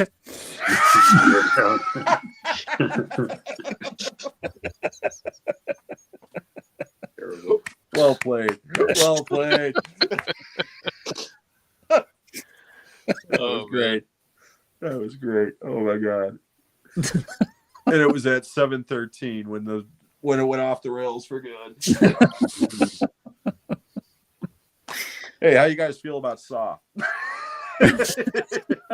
I did watch X, Saw X. That's actually better than I thought it would be. It was good. Yeah, it's like Shawnee the best one Smith since is the in third one. It really is, in my opinion. Because that series after part 3 to me is like, Yeah. Went all over the Yes. place. it makes no sense, man. None. It's all over the fucking place. But those first 3 Saw movies are really good, and Saw X is much better than it should have been. I need to check that one out. I still haven't seen Saw dude, X. it's really good. It's like a prequel. It's really good. Yeah, that's what I heard. Isn't it? It's like is it after 1 or in between 1 and 2 or 1 and 3 or something like that? Is there somewhere in that timeline? It's in that Or is it- timeline, but it kind of establishes why he does what he does. Mm-hmm. And it's really good. It really is. Yeah, Much I didn't better have than any that problem one with with Chris the Rock, man. Spiral. Oh, Spiral. Oh my God, what a piece of shit that movie was. Didn't see that one. Yeah, I didn't. I see was that one. excited to see that one because again, I was like, Saw sucks after the third one. But then when I heard Chris Rock came up with an original idea for a Saw movie, and not only was going to star in it, but Samuel L. Jackson was going to be in it with him, I was like, I'm there. And what a piece of shit. And it's the same thing as all the other ones, man. Just convoluted, doesn't make a bit of sense. And then when it's over, you're like, are you fucking kidding me? I mean, it's just, one of those. I was never a big Saw fan, but we were talking about Texas Frightmare Weekend. When I went down to the 2011 one, Shawnee Smith was there, and they did a Saw panel, and they had Carrie Elways and Nice. 2 other guys that I don't remember who it was, but I went to it just to see Shawnee Smith because I just like her in general, and I just was struck by how dedicated the Saw fans are. Like they are hardcore, and they kind of scared me a little bit because they've got Saw tattoos and jigsaw tattoos, and I was like, okay, I saw the first 3 movies, and I don't remember how many were out by then, but I'm like, this is really some convoluted shit by that point. How do they keep all this straight, and why are they so dedicated to it? It's just I was kind of just put off. It was very strange. I feel like it's like the people that are huge Terrifier fans. That's what I was going to say. I guarantee there's Art the Clown tattoo people now, Like I feel like that's I feel like that's it's kind of like the same thing. Like there's because I've seen the second one and I was falling asleep, and I was just kind of like Terrifier 2 was too long. It was like almost 3 hours. That's for a friggin' slasher film. That is ridiculous. The first movie is only 84 minutes. That's Like, what I'm why are saying. you That's making what a it like slasher film should be. In, out, done. Right. Why did they make that so long, Brian? Because they could. Because they could, and then they wanted to make money, I guess. Yeah. But I'm just saying. Well, that's not I really an answer, though, because, like you said, Jim, slasher. No, Jim was right. Slasher movies should be in and out. That's why they make. That's why they make all the money on them, because they're like an hour and 20 minutes. But you know what, Kenny? I think in this case, and again, I haven't seen the movies, this is just an educated guess. Okay, the first one was a cheap little movie, 80 minutes long, that caught fire. Like a little bit thing. Oh, okay. So this guy was like, you know what? I'm going to get another shot to make another one of these. I'm going to throw everything I can at the wall and see what sticks. So that's why it's like a 2.5 hour long opus, which also caught fire. And then they were like, you know what? Let's make a third one. And not only that, we're going to release this one theatrically in a wide release, and that movie made a shitload of money. And now they're making a fourth one, which is going to be supposedly be the last one. And I guarantee that one will probably go back to being like 2.5 hours long. Yeah. So, and people will go and see it. Yeah. Sean will be there. I'll be there. Brian will be there. Ken brought up one, the Howling series. That's the end of the Howling too. Yeah. If you know, you know. The Howling 3, Jim. The Howling 3. No. Howling 2. Your sister is a werewolf. That's Sybil Danning. The third one though, with the marsupials. Yeah. That was crazy. It's a movie. It's a movie. Yeah, to me, there's only one Howling movie, and Joe Dante directed it, and that's all there is. But that's me. Kenny might think I'm narrow-minded. I got a good one for you. Critters. Nice. There you go. Seen any of those, Kenny? No. Again, you probably like the first couple of Critters movies. There's 5 of them, plus like a TV series, short-lived TV series they had. I've seen the first 2. I've seen the first 3. I've seen the first one. Told you, I'm not great for finishing franchises. Yeah. Just to go back on the Howling, there are 8 Howling movies. Are you serious? Yeah, but like some of these other franchises, none of them have anything to do with any of the other ones. By name only.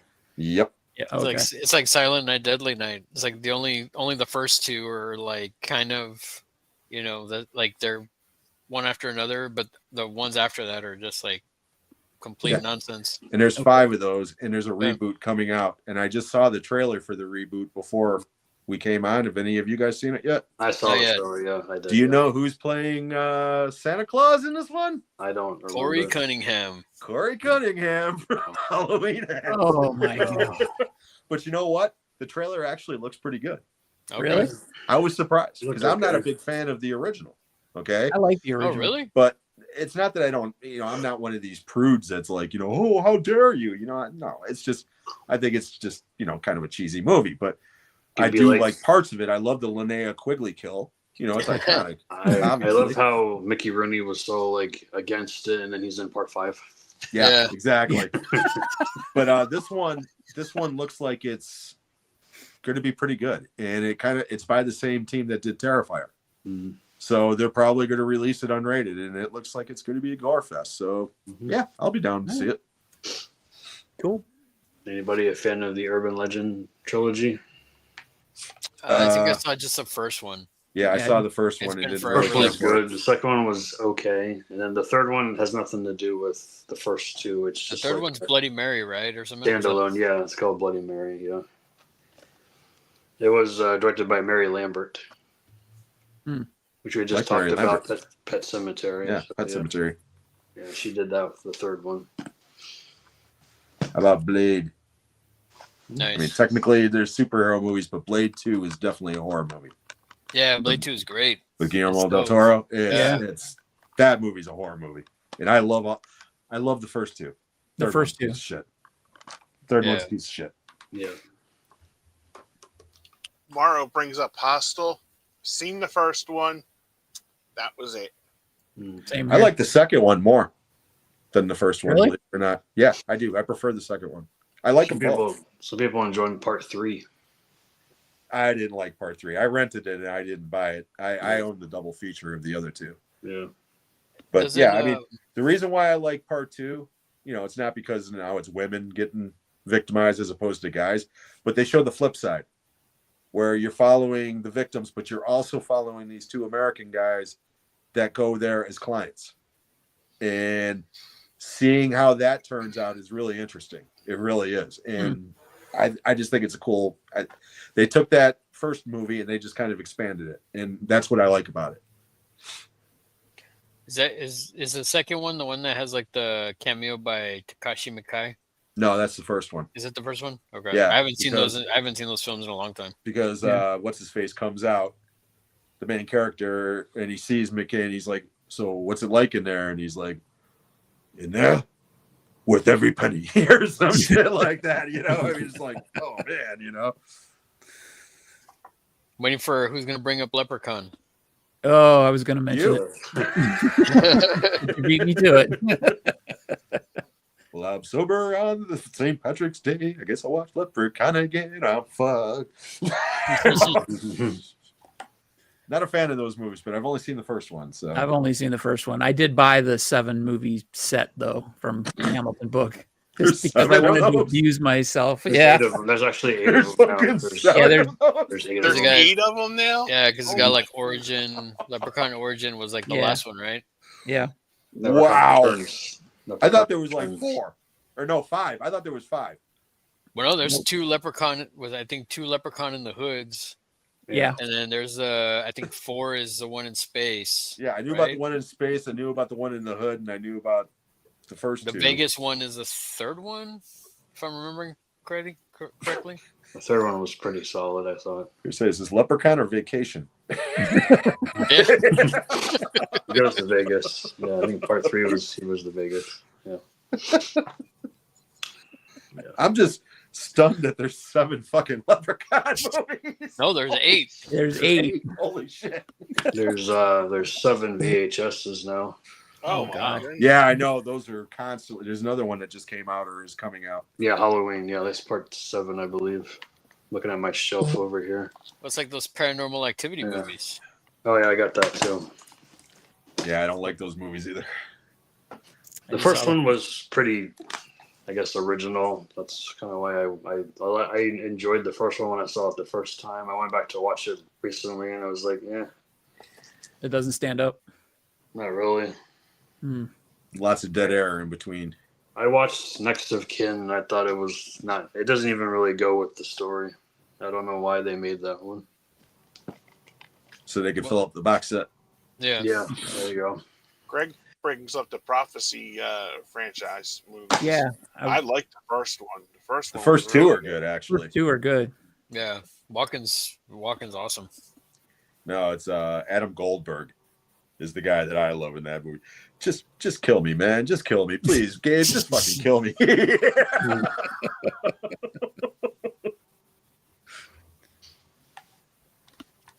Okay. The Purge.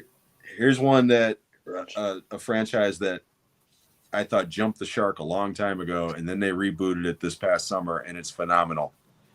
Final Destination, but more importantly, Bloodlines. Yeah, that was really good. So damn entertaining, and I still think the first 2 are the best in the series, but this one is definitely right up there with those 2. I mean, it's just a lot of fun. Oh, and yeah. I know you're behind on those, Sean. You said you saw the first one? I saw the first one, and I just bought the set to get caught up. Okay. Part 4 was trash fire for me. Yeah. But other than that, the other 1, 2, 3, and 5 were pretty solid. I didn't watch Bloodlines yet, but I will. Yeah. Bloodlines is good. It's a lot of fun. Yeah. Bloodlines, it's like I said, it's like it's a Final Destination movie, but it takes what every other one does and expands it in a different direction, and that's what makes it so much fun. Yep. Because you watch the first 5 movies, and seriously, I do like them, but it's like rinse, wash, repeat, right. Over and over and over. Every one of them's got the same gist, same formula. The beginning of Bloodline starts that way. Mm-hmm. And then it goes in different directions, and it's like, wow, this is awesome. And yeah, it's really cool. Yeah, I met Tony Todd a couple of times at conventions around here. Oh, yeah. Solid guy. He's awesome. Yeah, dude. really, really nice. Yeah, that's the other thing about Bloodlines that I love and I'll always appreciate. They gave Tony Todd a chance to literally say goodbye to his fans. Oh wow! The way that they do it in the movie, it's beautiful. It's perfect the way that they do it. So it's a good moment. It definitely gets you in the feels. I know, at least for me, when I saw him pop up, I was just like, oh man. Yeah, the guy's an icon. Even if you're not a horror fan, you see Tony Todd and you're like, I know that guy. I've seen that guy in a million movies. He's one of those actors. So rest in peace. He's the Rocket Man. Yeah. Nobody.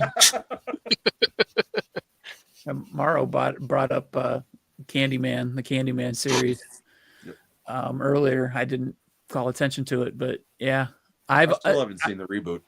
I haven't seen the reboot. I've only seen the first movie, man. I really enjoyed the reboot. The score, I don't know, the score especially. I love the score for the reboot. I liked the idea. I really liked the idea and the whole, like, I really wish they would have, if they did do sequels of that series, like you'd see like other iterations of Candyman. Like I wish they would have gone into like that, but you'd have to watch the reboot to understand what I'm talking about. Right. But the score is amazing. Like I have it on vinyl. It's beautiful. It's a beautiful score. Cool. But that original though, man, it's like, it's so haunting. It's great. Yeah. Glass score in the first one. There's another one we got to talk about. Pumpkinhead. Yep. I need to go back and rewatch those. It's been forever since I've seen those. Mm-hmm. How many of them are there, Brian? 4. Oh. Yeah, I knew there was 3. I didn't realize there was 4 of those. Yeah. Yep. I got the second one right here too. Blood Wings. Yeah, Blood Wings. And there's what, Blood Feud. 2007. Ashes to Ashes, and I forget what the other one was. They were both I think they were both TV movies. I think. Oh, okay. Yeah. Sci-fi original movies, I think, is what they were. Oh, okay. Like those Return of the Living Dead movies. Yeah. Rave to the Grave, or what is it called? Yeah, Rave to the Grave and Necropolis, I believe is what it's called. Yeah. I remember when they were premiering on Sci-Fi. I was like, I don't own those. I'm good. You're not a completist, Brian.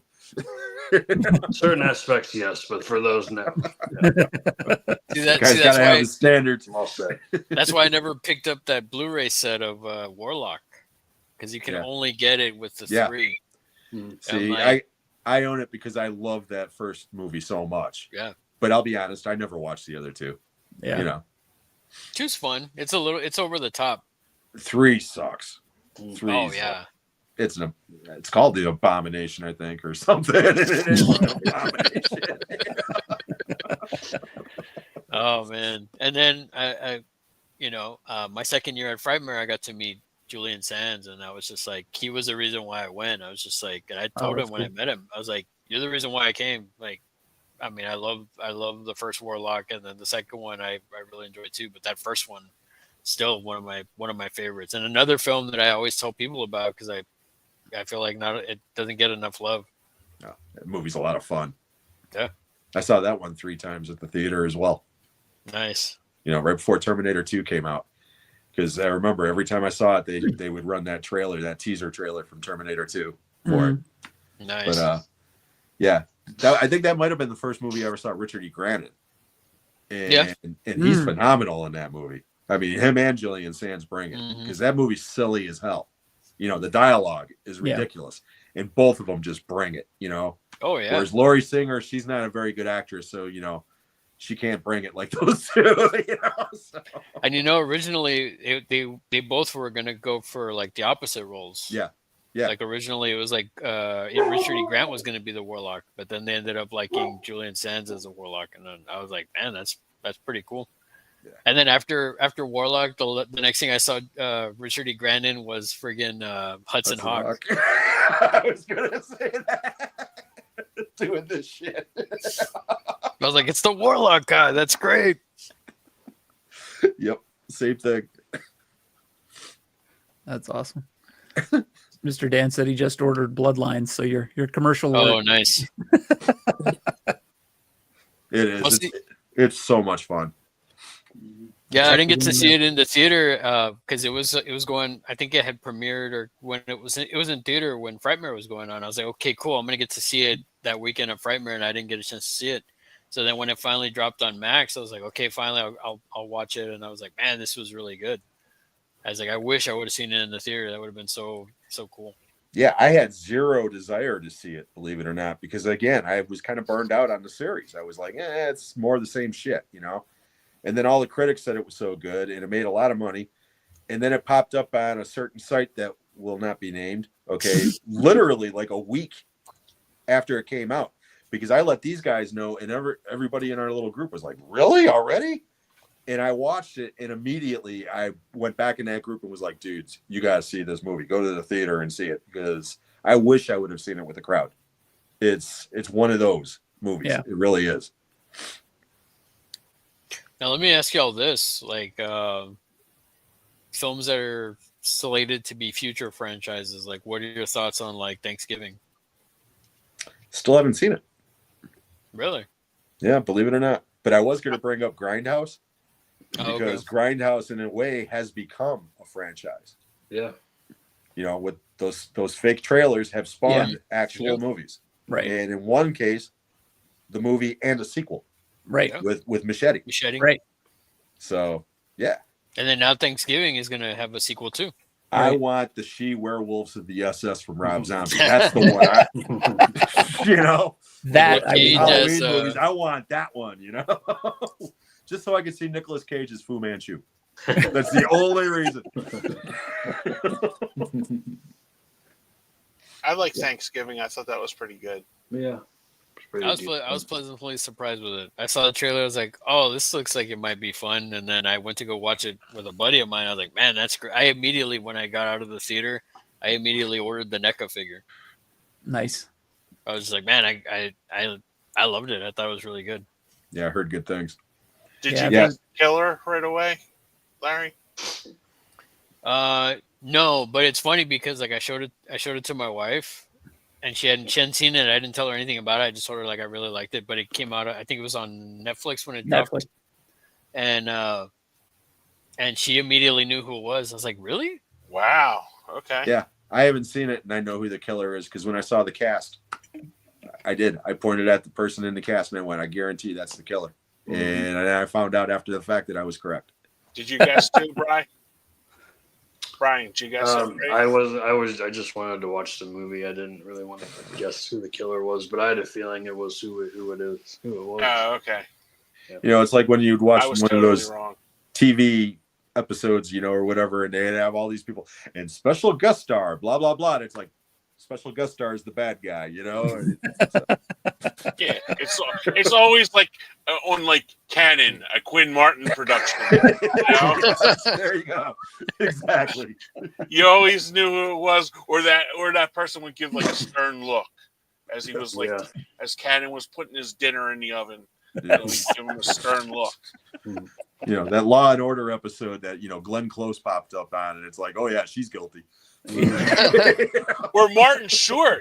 I saw Fatal Attraction. There you go.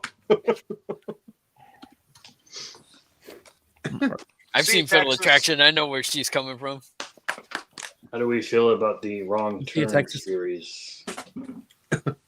Bryan, I've only watched the first one of those. Yeah, I've only seen the first one. Yeah, I've only seen the first one, and it was like back when it first came out. Yeah, and that's because my buddy kept telling me, "Oh, you should check this out." And I don't remember. It's been forever since I've seen it. I heard the reboot's really bad. It was different. It was different because they changed the story. It's like about this like backwoods society. Yeah. The one that Joe Lynch directed, I really liked. That was part 3, I think. Yeah. Because I liked the first one, and then I liked the one that Joe Lynch did. Part 2 was kind of silly with what's his face, Henry Rollins. Yeah. Seriously? No, Joe Lynch did part 2. Oh, okay. Yeah. What do y'all think of the From Dusk Till Dawn series? Seen the first one. First one's good. I didn't really bother with the other two. I saw the second one series. And then I actually enjoyed the TV series. I thought it was pretty good. I like how they basically, like, the first few episodes of that first season or whatever, they expand a lot on like the original film, because it's basically like a retelling of the original film, but they show like extra stuff. Like they show more of them at the bank robbery, and they show more of them, like, they show more of that stuff. And I thought that part of it made the series a little bit more interesting to me, but I never finished it. and I don't know. I think it was only 2 seasons or 3 seasons. I can't remember. The one with Robert Patrick, I thought that one was okay. Was it Texas Hangman or something? I think something like that. I just thought it was weird that Danny Trejo came back even though he died in the first one. Yeah, because he's Danny Trejo. You can't kill him. He's Machete. They just fucked with the wrong Mexican. I love that in the original trailer for Machete. Machete don't text. I'm a Mexican.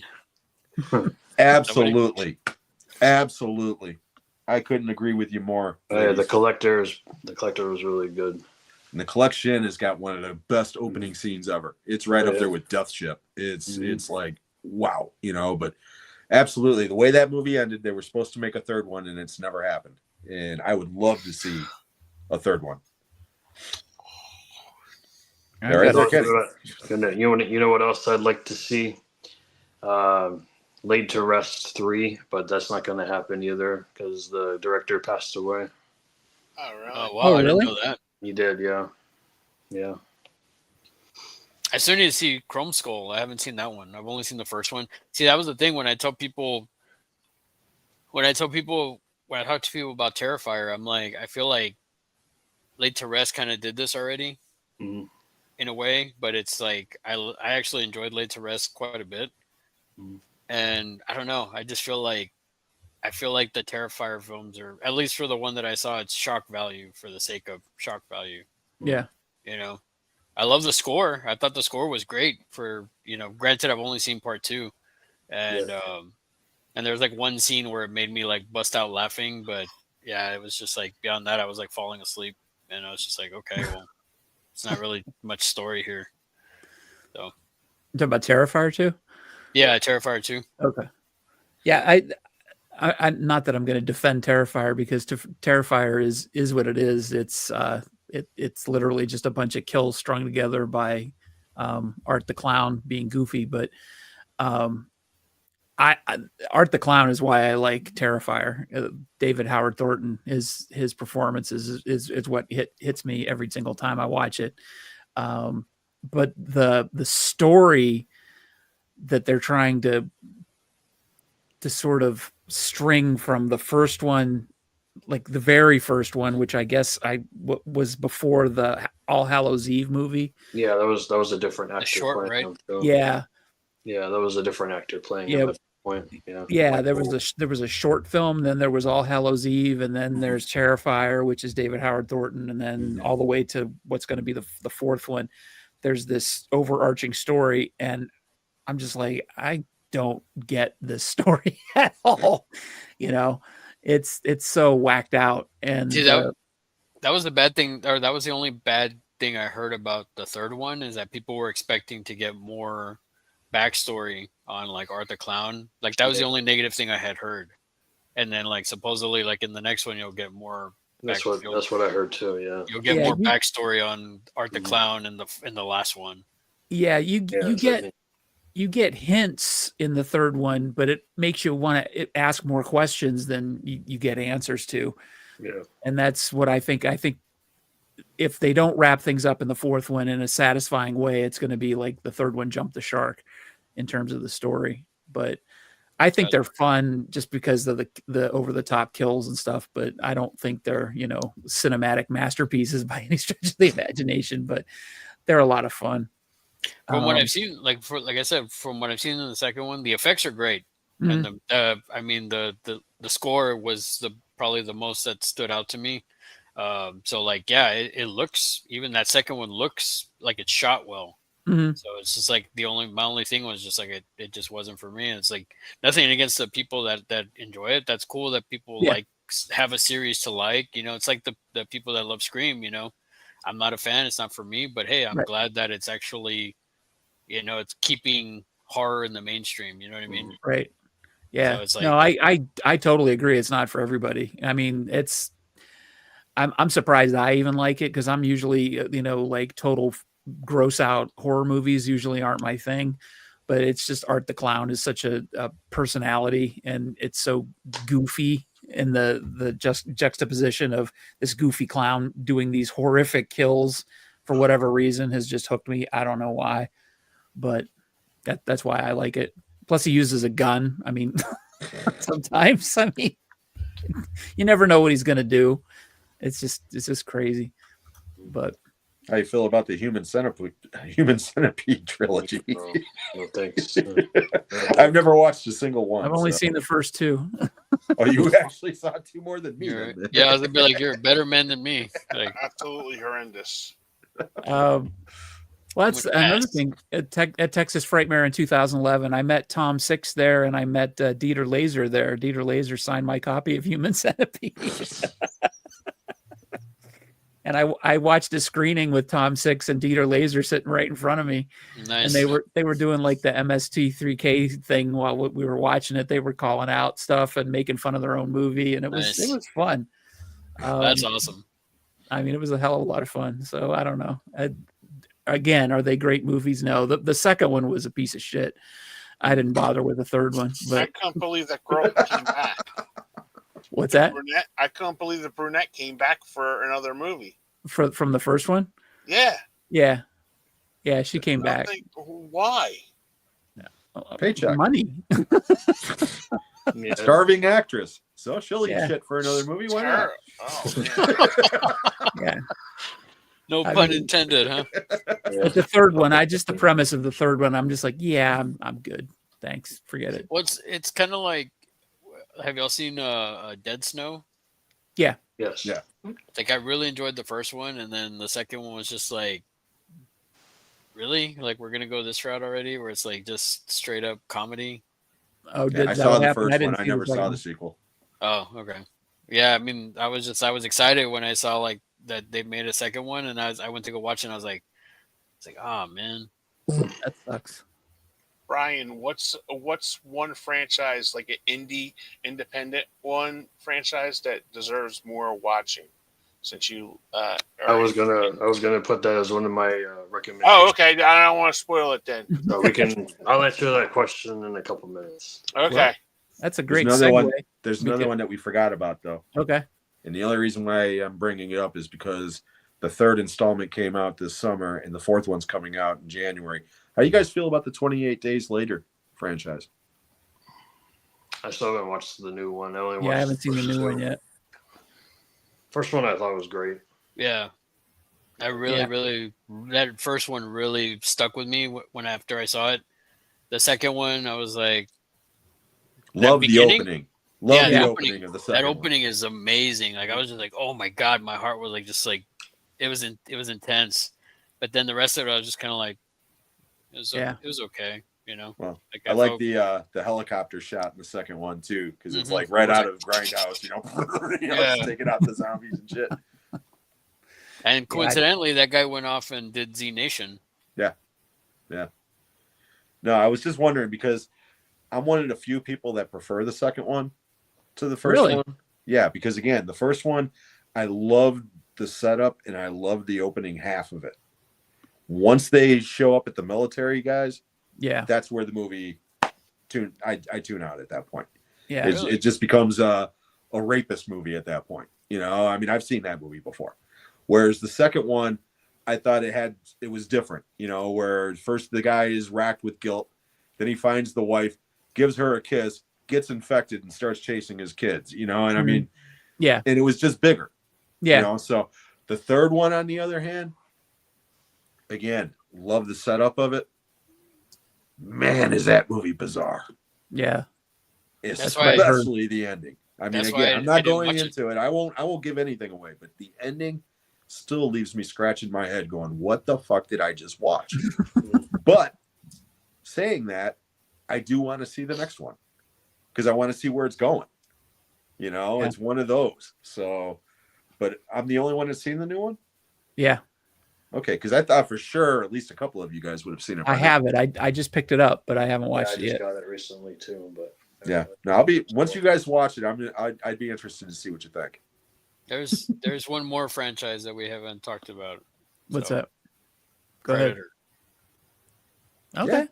I consider Predator more of an action franchise than a horror franchise, but I can see where you're coming from. The first one, definitely. Yeah. Yeah, the second one is probably the more, I guess, horror. And then, I mean, let's face it, like, The Predator is horrible. Yeah. You want to talk about an abomination? That's an abomination.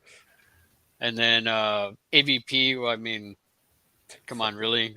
PG-13 AVP? Those are both terrible.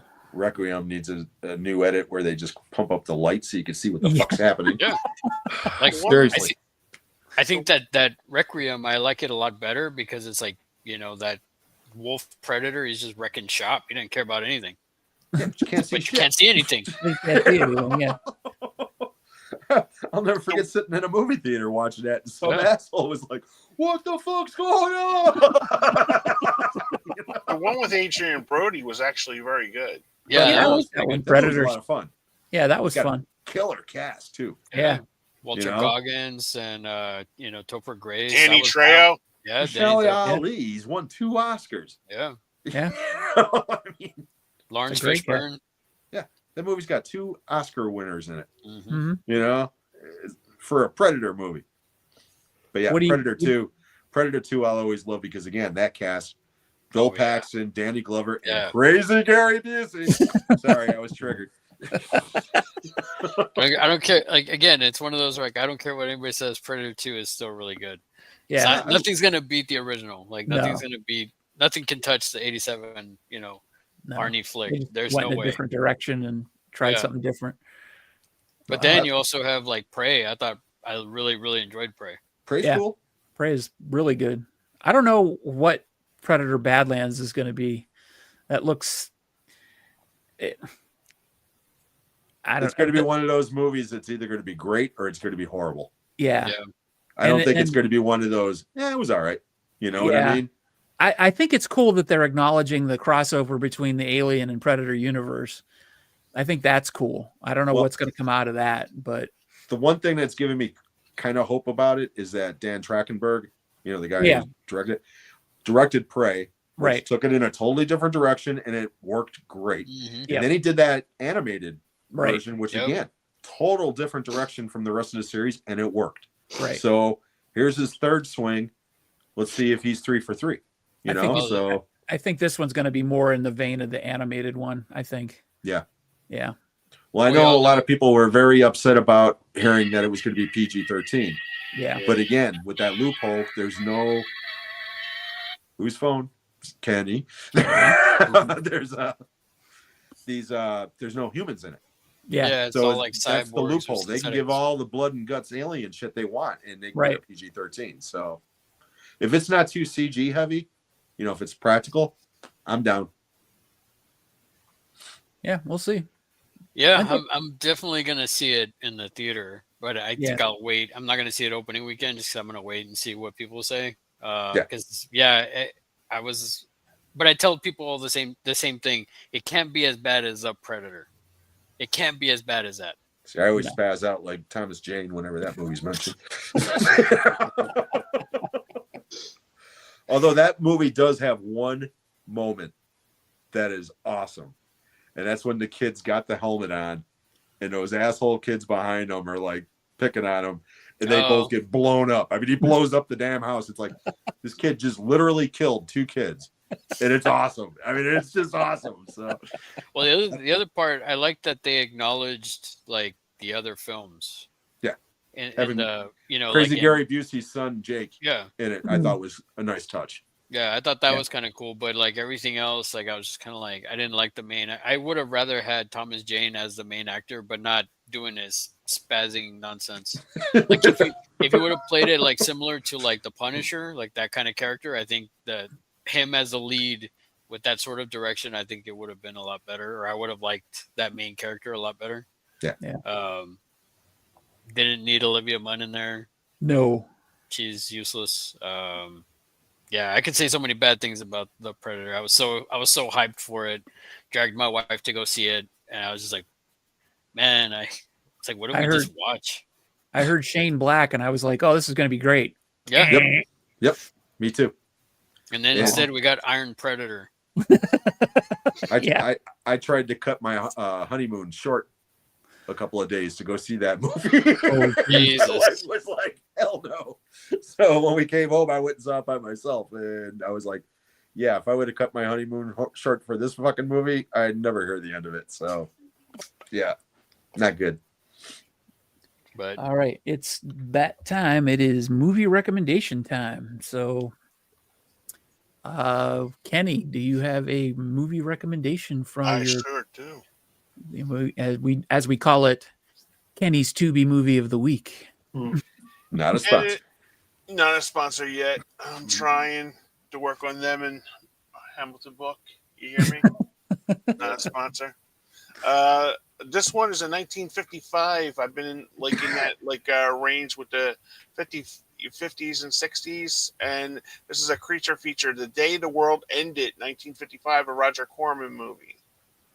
So Nice. highly recommend it. It's a really good movie, and it is available on Tubi. There's a lot of cool Roger Corman creature features on Tubi, so highly recommend it. It's nice to see you getting into Corman. Yeah, that makes me happy. That's my niche. Like I like those what's that box set that you got, Sean? The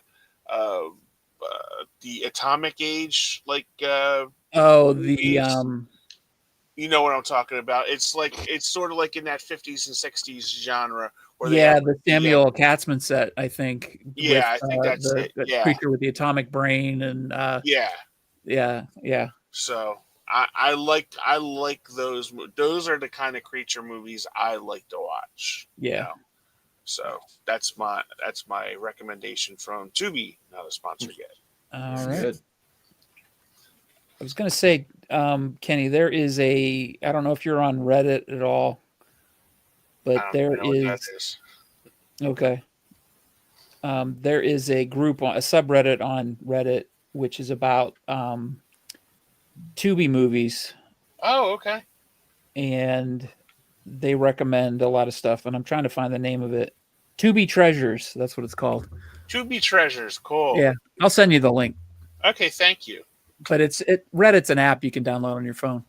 Oh, okay. And you can get in all sorts of stuff. There's all sorts of stuff on there. I'll just warn you. Yeah. So, Jim, what do you got this week? All right. Well, normally I try to stick with the theme, but last week I broke that rule, and I'm going to continue to break that rule this week because this is a standalone film from this year. However, this film kind of came out of nowhere, mainly because it had a very effective trailer and a great marketing campaign, and it's a great movie. I'm talking about Weapons. This came out last week on physical media after being a surprise hit this past summer. It made over 150 million and counting domestically. And this is a great movie. It's really entertaining. This is like Magnolia, the horror version.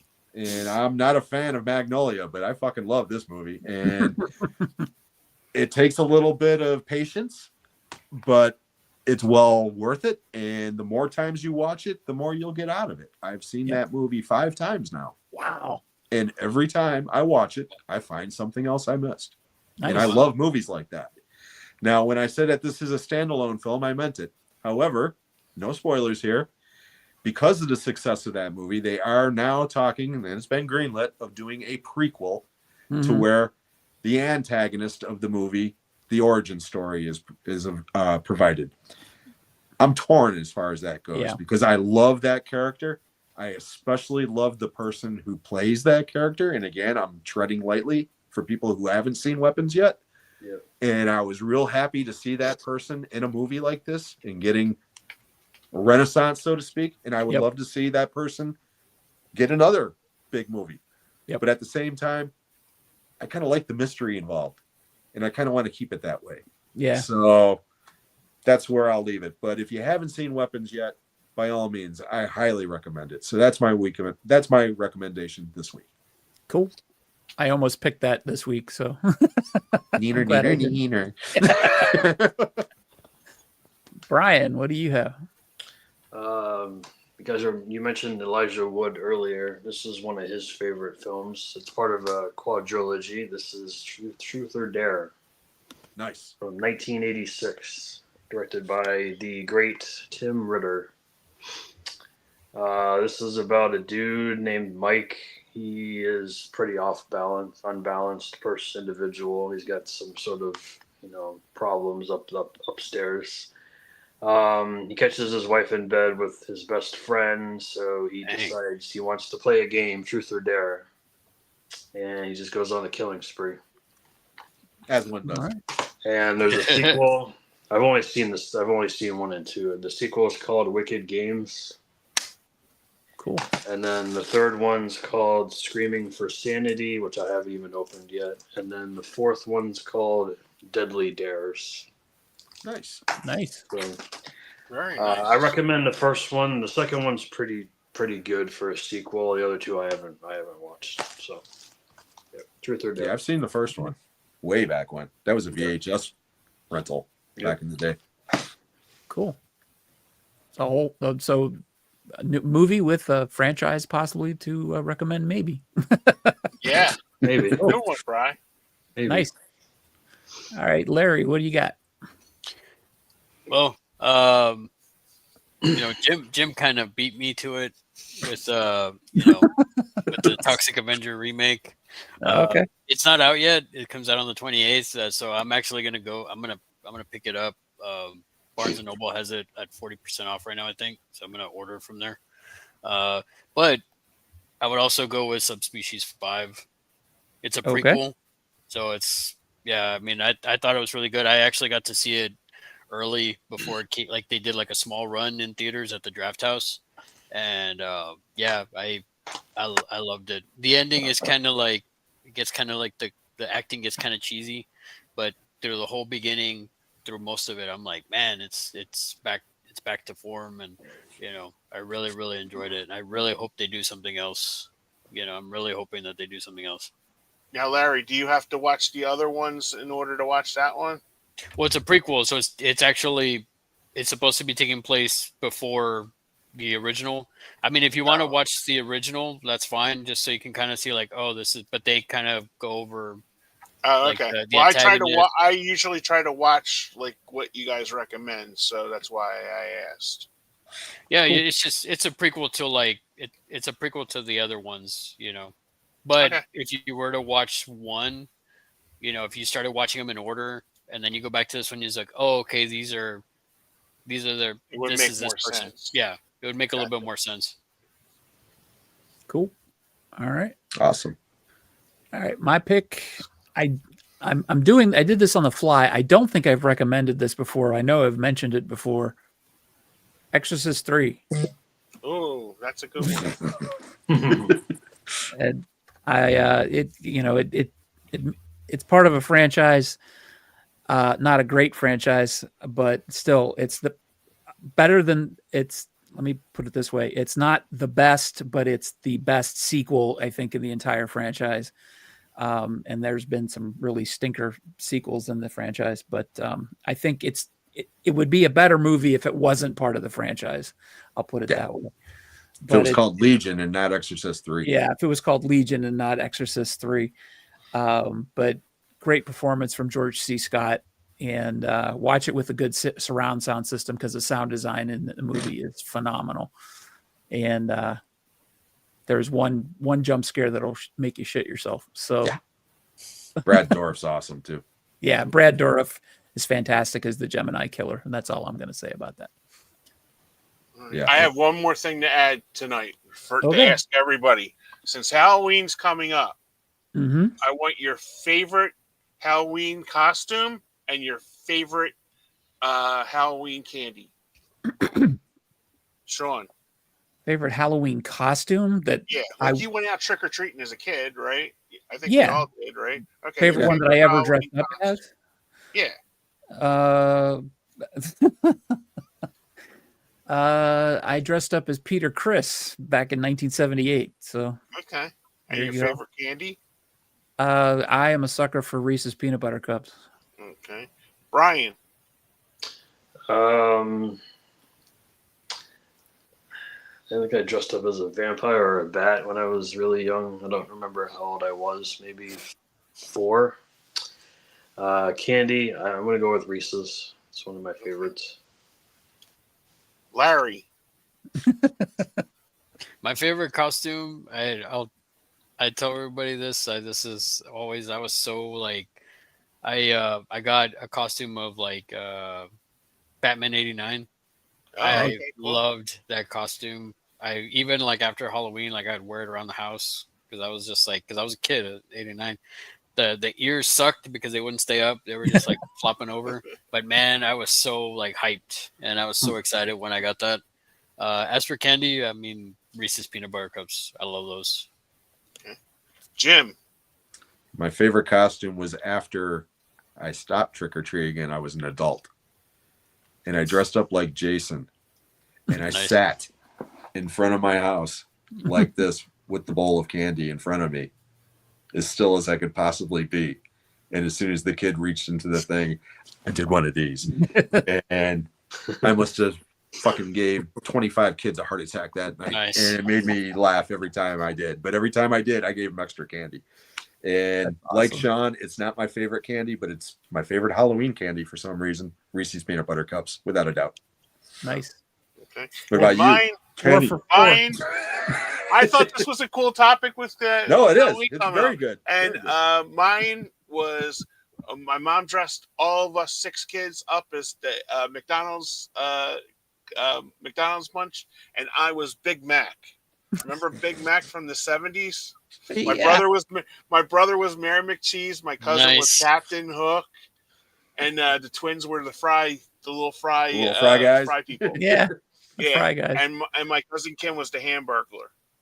Nice. Nobody got to be the Grimace. And my favorite, Snickers. I love Snickers bars. Snickers, yeah. So I got a question before we wrap up too. Right. What's a movie that you have to watch during Halloween season or spooky season?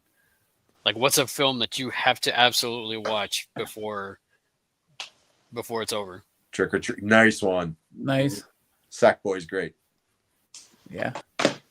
I used to watch the original Halloween every year for years, but this year, because we talked about this, and I said, I'm going to go different this year.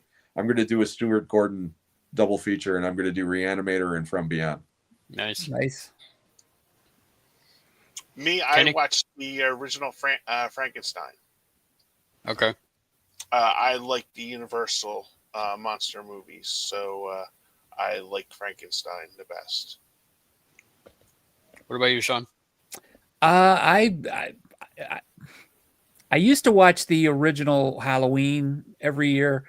Now I don't have one that I watch every year because I always do the Halloween 15 where I'm watching 15 different movies all year. So, or all year, all month. So I don't really have one that I have to watch, but I kind of like watching 15 different ones because it makes me watch different stuff. But when I was watching, I would always watch Halloween. Cool. Nice. Yeah, I've been enjoying your series for the Halloween 15 this year, Sean. Yes. Thank you. You picked some really good movies this year for sure. Thank you. For me, Bryan, when I discovered Trick or Treat, because I was late to the party on Trick or Treat, that became, and I watch that every year now, ever since I came across it. But the one that I have to watch, and it's between two, it's either the original Night of the Living Dead or the original Dawn of the Dead. Nice. I have to watch that. Those are good. Even if it's like right before the end of like the end of the night on Halloween, like I always end off the night with one of those two, because I absolutely love those films. Yeah. I will say that when the trick-or-treaters come, I always put the TV on in the back because I open my front window when I am handing out the candy, and I always have a horror movie on, and it's always one of the Universal horror movies, like Creature from the Black Lagoon or Frankenstein, or one of those playing in the background. You dragged the 70-inch out there and put a Serbian film on. Yeah. Human Centipede 2. Full sequence. Yeah, that's going to be the first for me this year. I'm going to project something on the garage and like put a horror movie, but my wife started like, "Oh, it can't be too scary. It can't be this." Okay, I was like, "Okay, I'll put like Universal Monsters or something." Yeah, right. I mean, I can always watch the Universal Monster films. I love those. That's what I grew up with. But yeah, I mean, yeah, it's got to be either Night of the Living Dead or Dawn of the Dead. That's a staple. Every Halloween, I gotta watch that. I mean, Carpenter's Halloween, yeah, it's in the list, but one that I have to watch is it's either Night or Dawn. Yep. I just heard that Walmart bought the Monroeville Mall, and they're going to tear it down. Yeah, that sucks. In 2 years. In 2 years, is that right? That yeah, sucks. because they have. I think Mr. Dan was telling me that the people that the shop owners, they still have leases for 2 years, so they can't they can't do it until their leases are up. Okay. So I have 2 years to go. I'm gonna have to make a trip down. Last time I was down there was in 1999, 1998, and that was before they had the like the plaque up for Romero and stuff. So I'm gonna have to head on down there. But that's so when there's no more room in hell, Walmart will rule the earth. Exactly. So what are they gonna put his like plaque on the bottom like of a Walmart and like in the diaper aisle or something like that? Because George Romero. Yeah, I don't think they'll even honor it. They probably won't even acknowledge it, which is sad. Yeah, I mean, I hope they move the museum somewhere else. And I know they have his archive at some library in Pittsburgh. Mm-hmm. So I hope they do something like that with the museum. That would be cool. But yeah, I really hope I get to go out there and check it out, because that's would be like Mecca for me. You know, I was lucky enough. I got to meet him, and that's cool. I got to meet him once too. It was cool. Wow. Yeah, I would have loved to have met Romero. I mean, him, Carpenter, and Cronenberg are like the three icons for me. You know, I grew up with those three filmmakers, and just loved them to death. Yeah. So when he did pass, like that Halloween season, every Friday I was watching like one of the Dead films. Like I went in order. Actually, I started with Day of the Dead, because Night and Dawn, like I said, I leave that for the ending. Yeah. So I started with the other ones, and then I led up to that's when I saw Survival of the Dead. Was I was like, okay, I gotta watch it finally, and I finally got to watch it. And I was like, oh, this is bad. Yeah, and then it's pretty bad. Yeah, and then I ended it with I ended it with Night of the Living Dead, because I saw Dawn and then I saw Night right after that. Yeah, awesome, cool.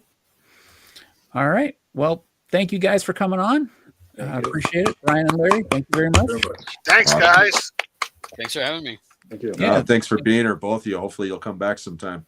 Yeah, we'll definitely have you back, Bryan. We'll have you back, because we always do. Of course. Yep. And Larry, you've made the cut, so we'll have you back if you'll be there. And thank you everybody in the chat for keeping things rolling. So we will call it a night. Everybody.